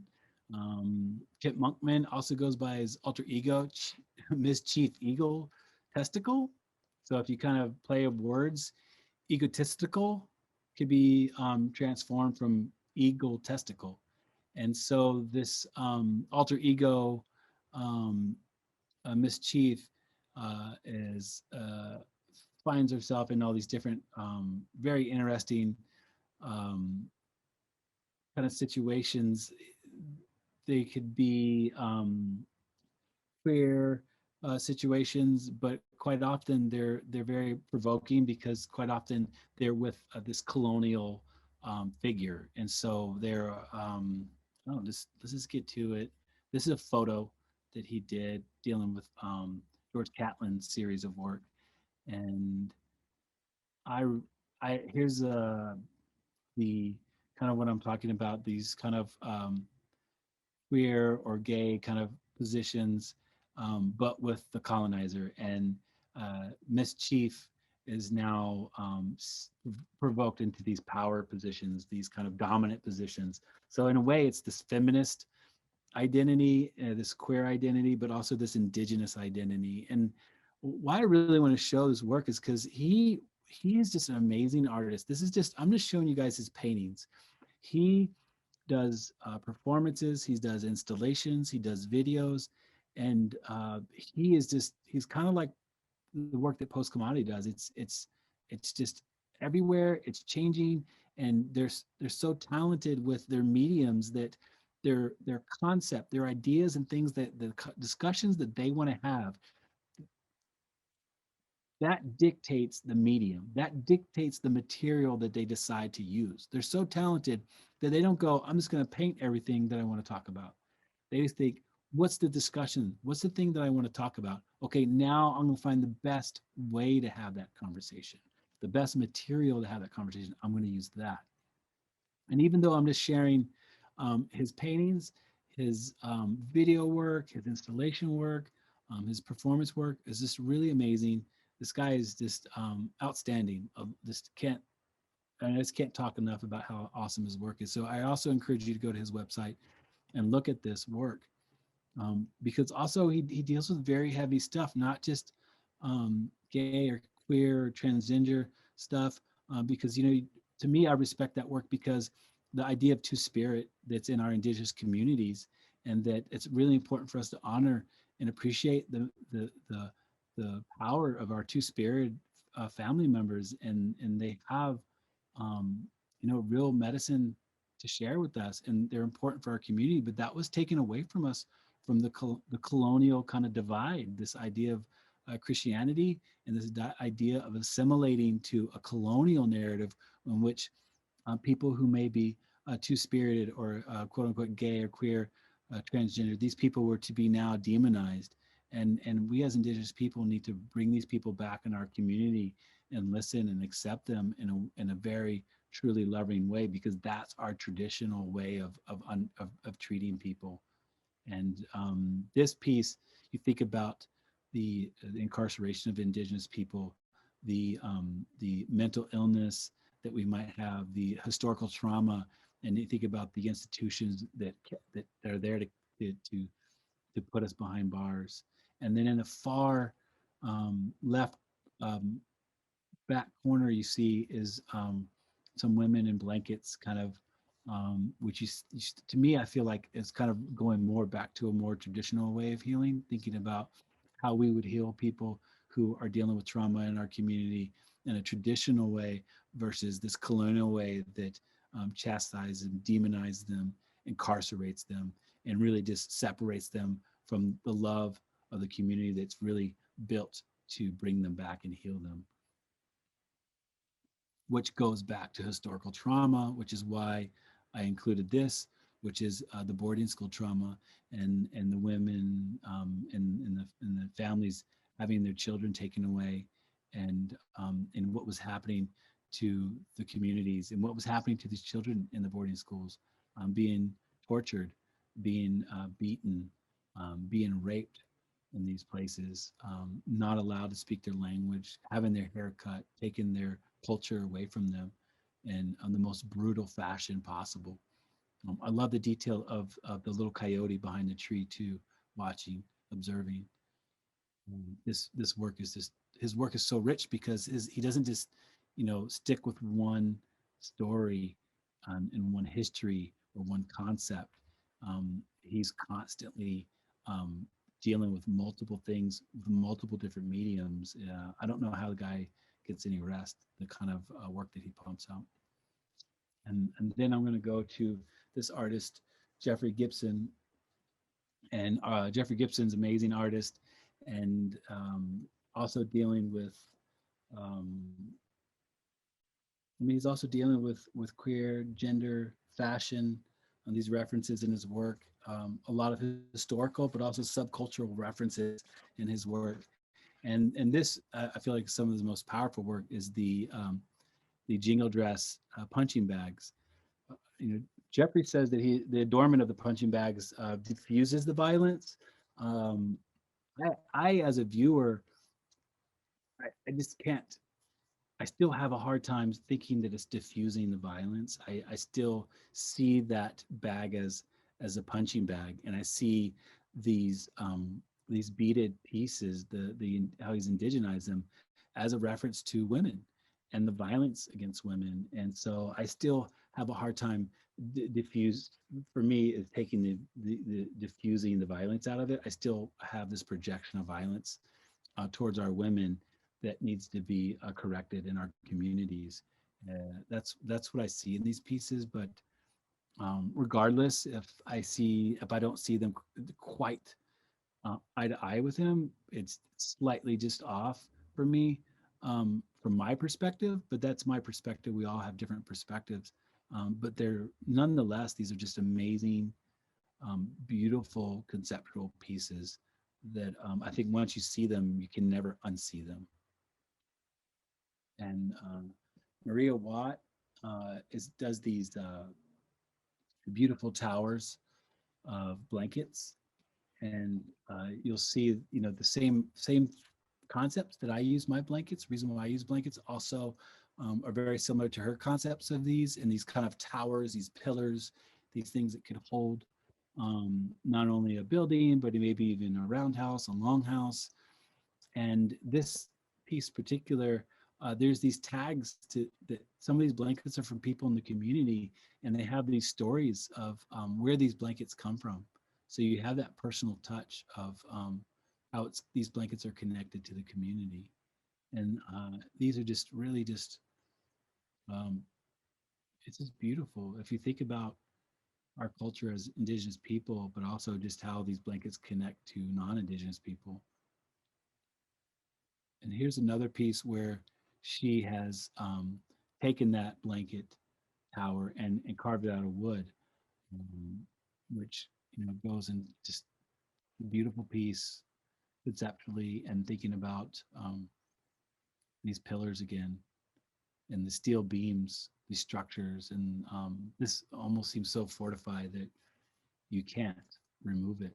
You can't even move it. It looks so heavy, right? So um, this way that she's changed the medium, but having still similar conversation, but emphasizing the structure more and emphasizing the solidness of the community and the blankets in which we're connected, and the history. I'm kind of going through these a little quick here at the end, just because I know that we're getting close to our end time. And here, the last little piece here, this is Lisa Rehana. She's Maori. She's from Aotearoa, also known as New Zealand. And I had the pleasure to travel to Aotearoa multiple times and work with Maori artists. And what a blessing it was to go into Auckland and see this installation video piece she did. And out of you just cannot write her name down, go to her website, look at these videos and the work she does.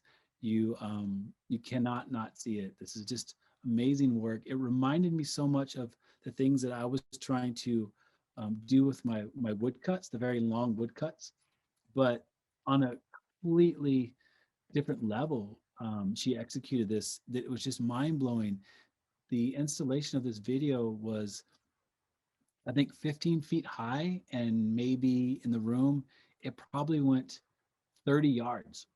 And this video, not only did it have moving figures in it that have sound and singing and talking, and a historical kind of like transition to each scene, but the video itself is moving and the sound moves with each scene.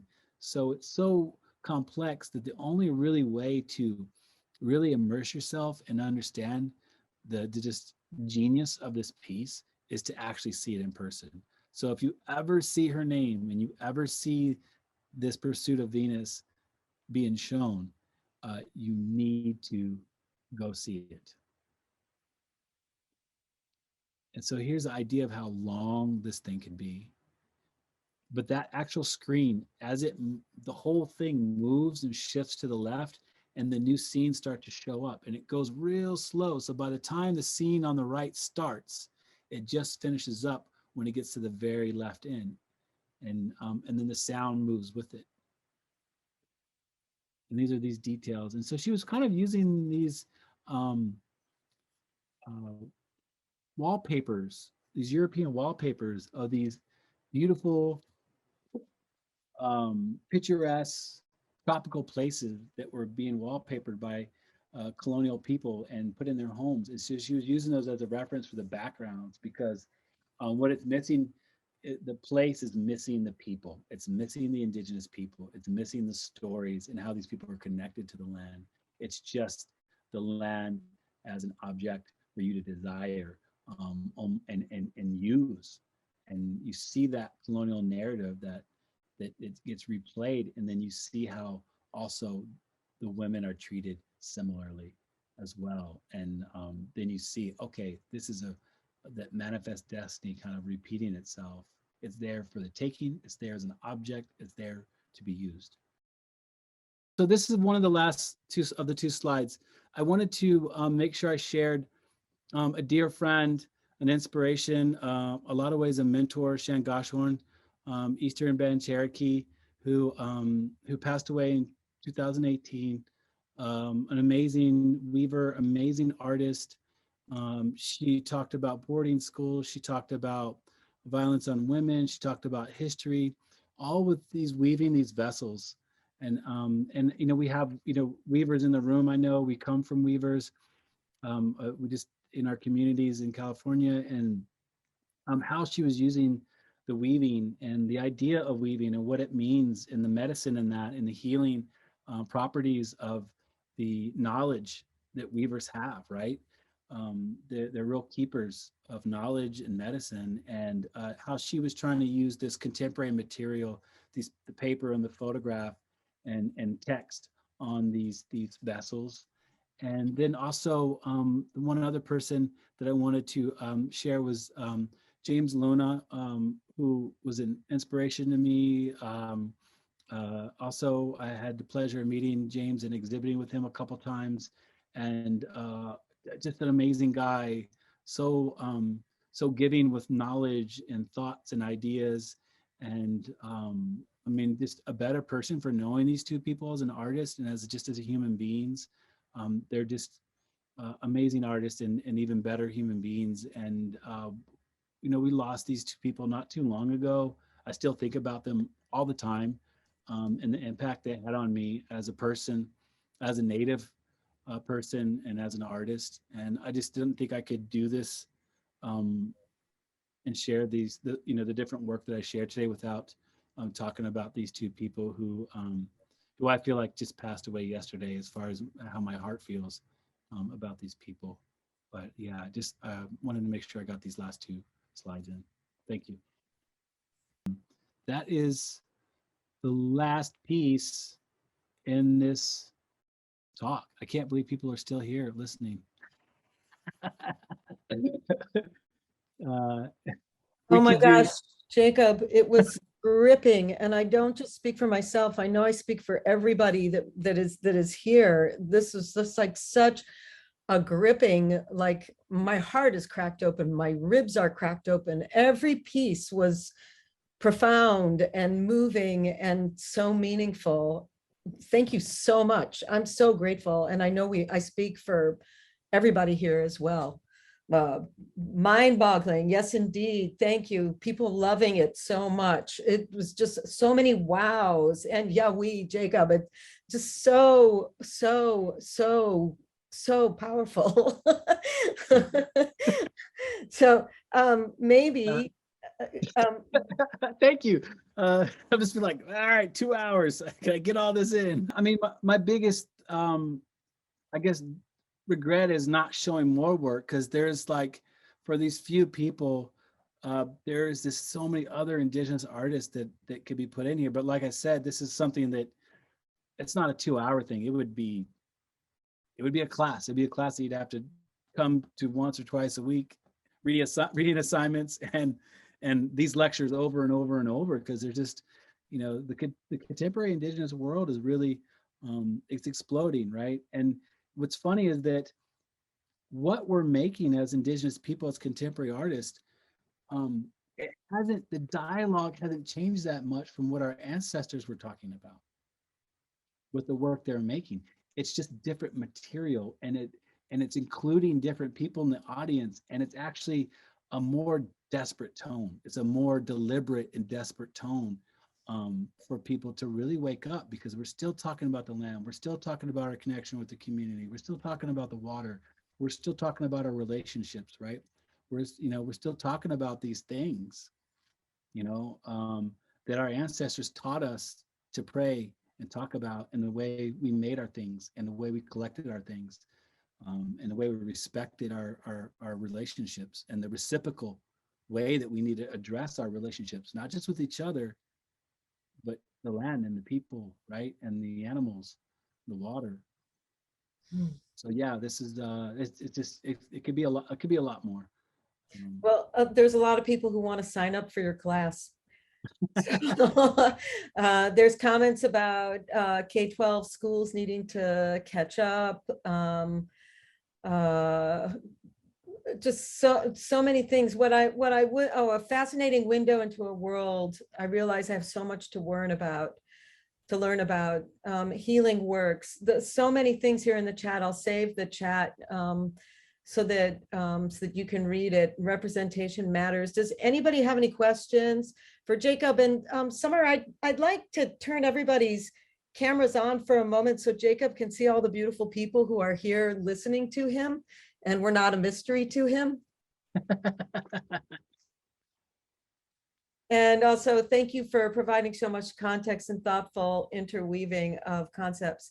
So I'm trying to ask everybody to start their video. It just takes a little bit of time, just so that he can see you again. Again, Jacob, all of this has been so awesome. If anybody wants to chime in with your voice, you may turn yourself on right now and just say a few words. Let's just try not to talk over each other, just to let Jacob know that we're all here, and that we all have been like completely immersed in every word that he said. I'd like to just share gratitude for everything you had to say and for all of the artwork. Sometimes in Lake County in particular, we don't get a lot of representation. So seeing this for me is really important. And yeah, just thank you so much for doing this with the Middletown Art Center. Absolutely, thank you. Wyndham. Oh, well, Jacob, on behalf of all of us, is there anybody else who'd like to speak? Anybody else? Yes, go ahead. Somebody raising their hand. Give me just a sec. Give me just a So everybody's out in Indian country, so they're like, you know, we got the worst bandwidth and connection. Which you need to read my wife's book, Marisa Duarte's book. What is it? Digital Divide, I think it's called. She works on that stuff, Dr. Marisa Duarte. Yeah, yeah. Get this digital divide fixed. Hi. Sorry.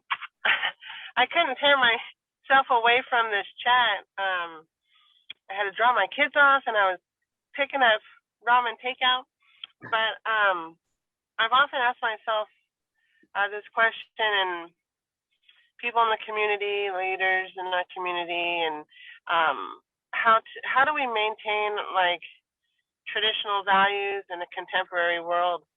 And I think your art conveyed that to me tonight. Just seeing the contemporary materials used in your giant basket was really profound for me. And I just really was grateful to see you exercising that in something physical that I could see. Everyone say, walk in a good way. And I find a lot of strict traditionalists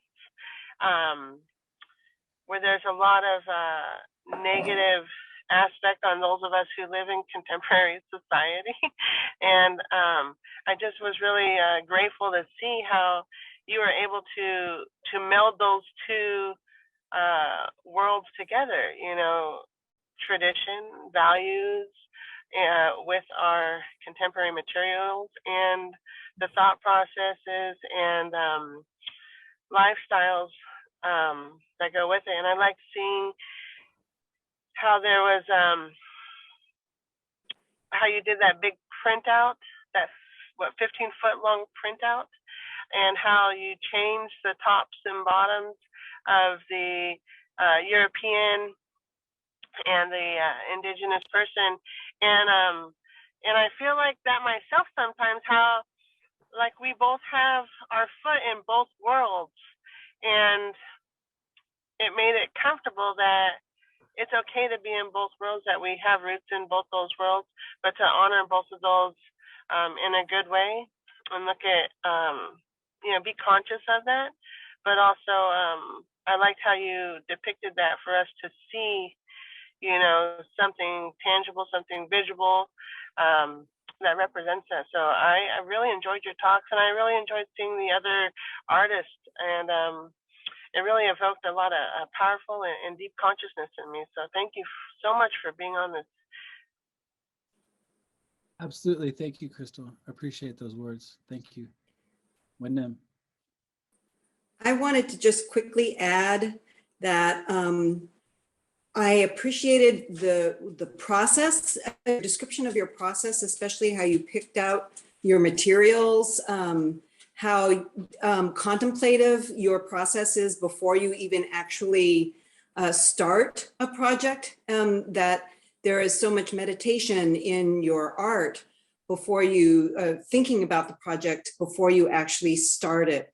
And I don't know that people always realize how much that is happening for artists. We think it's just a painting and don't understand the process. So I really appreciated that. And I appreciated how you are including a healing place now in your work as well, showing the tender places that, especially as a European,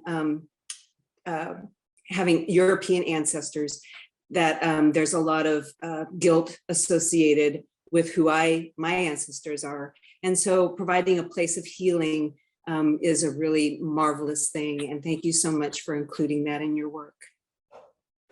Thank you.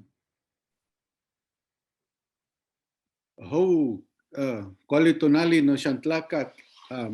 My name is Benjamin Chocoyotzin Torres. I'm in the Sacramento area. And my wife was kind enough to let me use her laptop. So it's registered as El Luna, who herself is a ceramic artist. I wanna appreciate all the family who's here tonight. I know a few times you referenced that, wow, this is 2 hours long and who's gonna stay here? And we know 2 hours is a drop. Because yes, It could be a 2-semester course. And I think the reality is this is a life way. This is a way of being. And so I want to appreciate everybody who's here. And once again, we see that the majority of people here are women. Our women, not just Native women, our women from our species, from humanity. The women are here, the healers, the ones that brought us and gave us life. So, Ho, thank you. Sisters, thank you. Cousins. I put in the chat because I heard someone ask something for, are there more artists? And you even referenced, you wish you could have shown more. There's a show right now at the Monca Museum in Chico, and a lot of us are at least an hour or two away, so it's accessible. That will end at the end of the week. It's a retrospective of Pacific Western Traders, which was a Native art outlet, if you will, in Folsom. And so this is exclusively Native artists from all up and down the continent. So I'm not a spokesperson for the museum, and ironically, I'm the one talking on the show. But it's there. There's a lot of good stuff to witness. So the sister who is speaking right now about having guilt, we all have it, sister. We all have it. For one reason or another, we all have it. And this is one opportunity to experience in real time something that will open the door for healing for us. So that's why I put it on the chat, and that's why I chose to speak. So, Ho, good one. Kwali Tonali, brother. Good vibes. Thank you for the hosts of this program. Thank you. And I hope everyone goes in a good way for the rest of the week. Oh, good one. Win. What's a honey map? Where do we see your work? Who's mine? Yeah. I apologize because my work was supposed to be in that exhibition he's talking about in Chico. We just had it was a mix up where things kind of got close to the deadline, and I didn't have a confirmation of what work was going out. And then Thanksgiving hit, and then got out of Thanksgiving, and I just couldn't ship the work safely in enough time to get it there for the install. So my work, where's my work going? It's kind of going everywhere. I'm trying to think of, I just brought down the show from Scottsdale, but I'm in preparation of doing a large exhibition in Massachusetts, of all places. That's in a too museum far over for us. there. Do you have an online presence that we can look at? Yeah, I mean, I have a website, Warbird Press or jacobmetters.com. They go to the same website. I'm not a good website builder, so it's probably not the best website, but I try to keep it updated as much as possible. My Instagram, I post images of things that I'm involved in and doing on Instagram, and that's Warbird Press on Instagram. The Facebook, I'm not super active on it, but there is Facebook page for Warbird Press and Jacob Metters. Okay. Two separate ones. And I'll do little posts when things are going out for other exhibitions. Yeah. I think now would be a good time.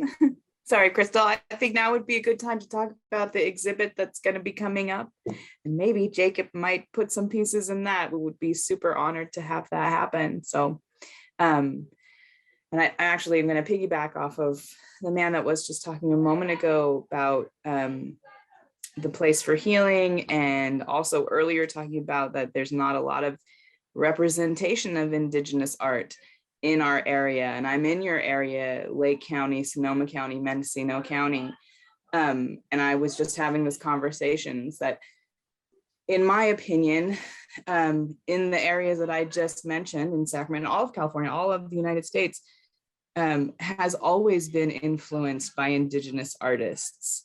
They just haven't been getting the credit that they've deserved all this time. We are now beginning to occupy publicly the places that we should have been occupying this whole time. So I think that Jacob being here and being a part of this weaving project that we're doing is really important. What he's teaching, what he's sharing, really should. Somebody said K-12 is way behind the times, and they are. This is knowledge that should be coming just like your ABCs. You know, ABCs of expression and art are very important. And I am really honored that you were here, that you were like in the top 3 people that we talked about right away when we were talking about this project anyway, which was really cool. So I'm really grateful that you're here. I'm grateful that everybody is stayed. It's very loud here. I'm at my mom's house. It's Sunday dinner, but I was definitely not gonna miss it. So, and I was beyond impressed. I had high expectations and you totally surpassed them. And thank you so much for sharing with us. Thank you. Yeah, and my work, I will be sending work. We already talked about that. The plans to send work. I'm just waiting for a date to ship them. The pieces, the work that we planned on exhibiting up in Middletown at the Art Center is and it's built on the sacred work. So we're not really sure. I'm not really sure how that work's going to be installed yet, but it might not be installed with a dirt floor. I don't know yet, but those pieces will collectively should be showing up there sometime soon. I put them on hold, so they can't go anywhere else. That's the thing, is once they get booked, they kind of can't go anywhere until they get, and then they come back. So work kind of gets in this juggling act where things are coming and going all the time.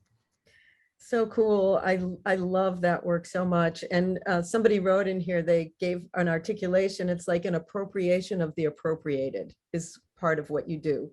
You know, Yeah. it's awesome. Jacob, my heart really, and my heart to all of you for showing up today. And Jacob, there were 38 people online today. You should know they're just not all on camera. We're so grateful. And I'm gonna just assume that nobody else has anything to say. If you do, then please show your hand in the window right now, or forever speak your piece. Know that that we have weaving activities going on twice a month. Generally speaking, our next one is going to be, I think, February 26th, storytelling, also on a Saturday. And then, sorry, not February 26th, January 26th. And then in February, we're going to have another weaving workshop with Corinne. And then we'll have a fire ecology at the end of the month in February. And each month we'll have 2 things. This month was special because we wanted to get Jacob in early so that we can encourage more contemporary Indigenous artists to join us. So we're so grateful on behalf of all of us at MAC and all of us, I think, who are watching the show. Thank you so much, Jacob. Thank you. Thank you, Wyndham. Thank you. Jacob, when will you be back in Chico again? You know, COVID has been a problem because I have a son who is not 5 yet, so he cannot be vaccinated. So we've been just playing everything extremely safe, just because, especially right now, everybody's getting sick right now. Everybody that wasn't getting sick, has been so careful throughout the last couple of years, are even getting sick. So now it's become like just really trying to protect my son. Normally I come up there at least twice a year, but I haven't been up there since COVID hit. Yeah. So is the Santa Fe art auction on your agenda, or is that only no, it's not. But I've been invited to the herd market in March, which is the first week of March down here in Phoenix. So I will be sharing a booth with another awesome artist I didn't get to show tonight. His name is Joe Seymour. Joe Seymour is up in the Washington area. Just amazing artist, an even better guy. And he'll be coming down and we'll share a booth at the herd market. And I'm also doing an exhibition I'm curating called Boards and Arrows. It's going to be at the gallery we have on the campus, West Campus of ASU, from my program, IAP. So I'm in an interdisciplinary art performance program. And what I've done is set up an Indigenous art exhibition of skateboards in March. They'll be opening the weekend of that week of the herd market. And we've asked Indigenous artists to paint a deck, and it's in collaboration with Cowtown, which is our local skate shop, and they're nonprofit. And what we're doing is we're going to auction these boards off through Cowtown's nonprofit online after the exhibition's over. And then the proceeds are going to go to build a skate park on the Autumn Reservation down south. So close to the border, there's this great community down there who's trying to build a skate park out in the middle of the desert for the kids. And yeah, so we're going to take all the proceeds to that skate auction. And then I'm also going to be releasing a skate deck that creator is a woman image is actually going to be, it's been put on a skate deck. And then the proceeds for that will also go to the nonprofit earmarked for Indigenous communities, because Cowtown basically goes to all the Indigenous communities on the reses, and they do give outs for skate decks, shoes, helmets, ramps. They build ramps and everything. We delivered a ramp down to the res recently for the community. So yeah, they do so much for the Native community that I collaborated with them to do a deck that would be sold through the nonprofit, and then given those proceeds would be given to the Native community. So it's a limited edition, and that also will be debuting the first week of March. Yeah. Is there a trend here with skating? Because an ice skating rink is just, and lots of skates has just been donated. I think it's either to Rosebud or to Wounded Knee in South Dakota in the last couple of weeks. There's a huge skateboard community in Indian country, and I think there's I think it's comedian. I think it was either Chris Rock or it was Dave Chappelle, but I want to say maybe it was Chris Rock. But he said, see that kid over there skateboarding? He said, I'm not worried about that kid making it. We're worried about these kids, this new generation of kids, but I'm not worried about that kid skateboarding. And he said, and I'm paraphrasing, but he said, the reason why is because to land a trick in skateboarding, you got to try it 100 to 1,000 times before you get it. And every time you don't get it, you just get your ass beat to you. So you just you fall down, you get hurt, and you fall down, you get hurt, but you keep getting back up. So that diligence, that wanting to learn, that willingness to sacrifice to learn something new and to master it is what makes skateboarding very difficult. But there's that diligence and that drive that you find in our kids that's just amazing. Our kids are so resilient, and I think they connect to that and the freedom of skateboarding. And there's a documentary called Slow Mo, and it's about this doctor who quit being a plastic surgeon and just lives on the beach, and he gets on his roller skates and he just glides on the boardwalk, but he goes real slow everywhere he goes, and he strikes these poses. And what he found was the stoke. So I also surf. I'm a surfer as well. And there's this thing we call stoke, and to that stoke is this euphoric feeling that you get when you catch a wave, or when you glide across in a skateboard, or what he was doing on roller skates. And so that's actually, there's this kind of balancing mechanism in your ear. And there's this, when you glide like that, it creates some kind of weird interaction that he discovered that creates that stoke. And so, so I think also that's part of it, is that addicted kind of gliding, that stoke, that energy that you get from moving across the surface almost as if you're flying. Mm-hmm. And so I think that equates to that as well as the other things I talked about. But yeah, it's pretty big in Indian country with kids skateboarding. I skateboard still. I'm going to be 45, and I skateboard almost once a week, and been surfing most of my life too. Yeah. I think there's a great analogy to that, and even sports are to creating art. They talk about in sports getting in the zone. Well, that may be somewhat similar, but if you really get immersed in your art, I go something else anyhow. I know that. Yeah, and the skateboarding is independence. There's a freedom in that. You take your skateboard, you go. You don't need anybody to skate. You don't need a team. You just need a little area where that thing can roll, And some of these kids are rolling out in the dirt. I have a picture of what their skate park was. It was a slab of concrete that was probably like 10 by 15. And it had old tire and anything they could find that they could just skate and jump and ollie on. It had a hole in the middle of it. And then so we brought down this big, beautiful ramp. And we said, look, you guys use this until the skate park's built. But yeah, man, all these kids came out. They just gravitated to it. And now they got a place to skate. And then they're gonna have an even more beautiful place to skate down there on the res when it's all said and done. But yeah, there's this idea that there's independence in it as well. Okay, everybody, let's let Jacob go back to his family and we can all thank him again from our hearts. Jacob, again, this was like so wonderful. Thank you so much. Absolutely. Thank you, Oh. Linda.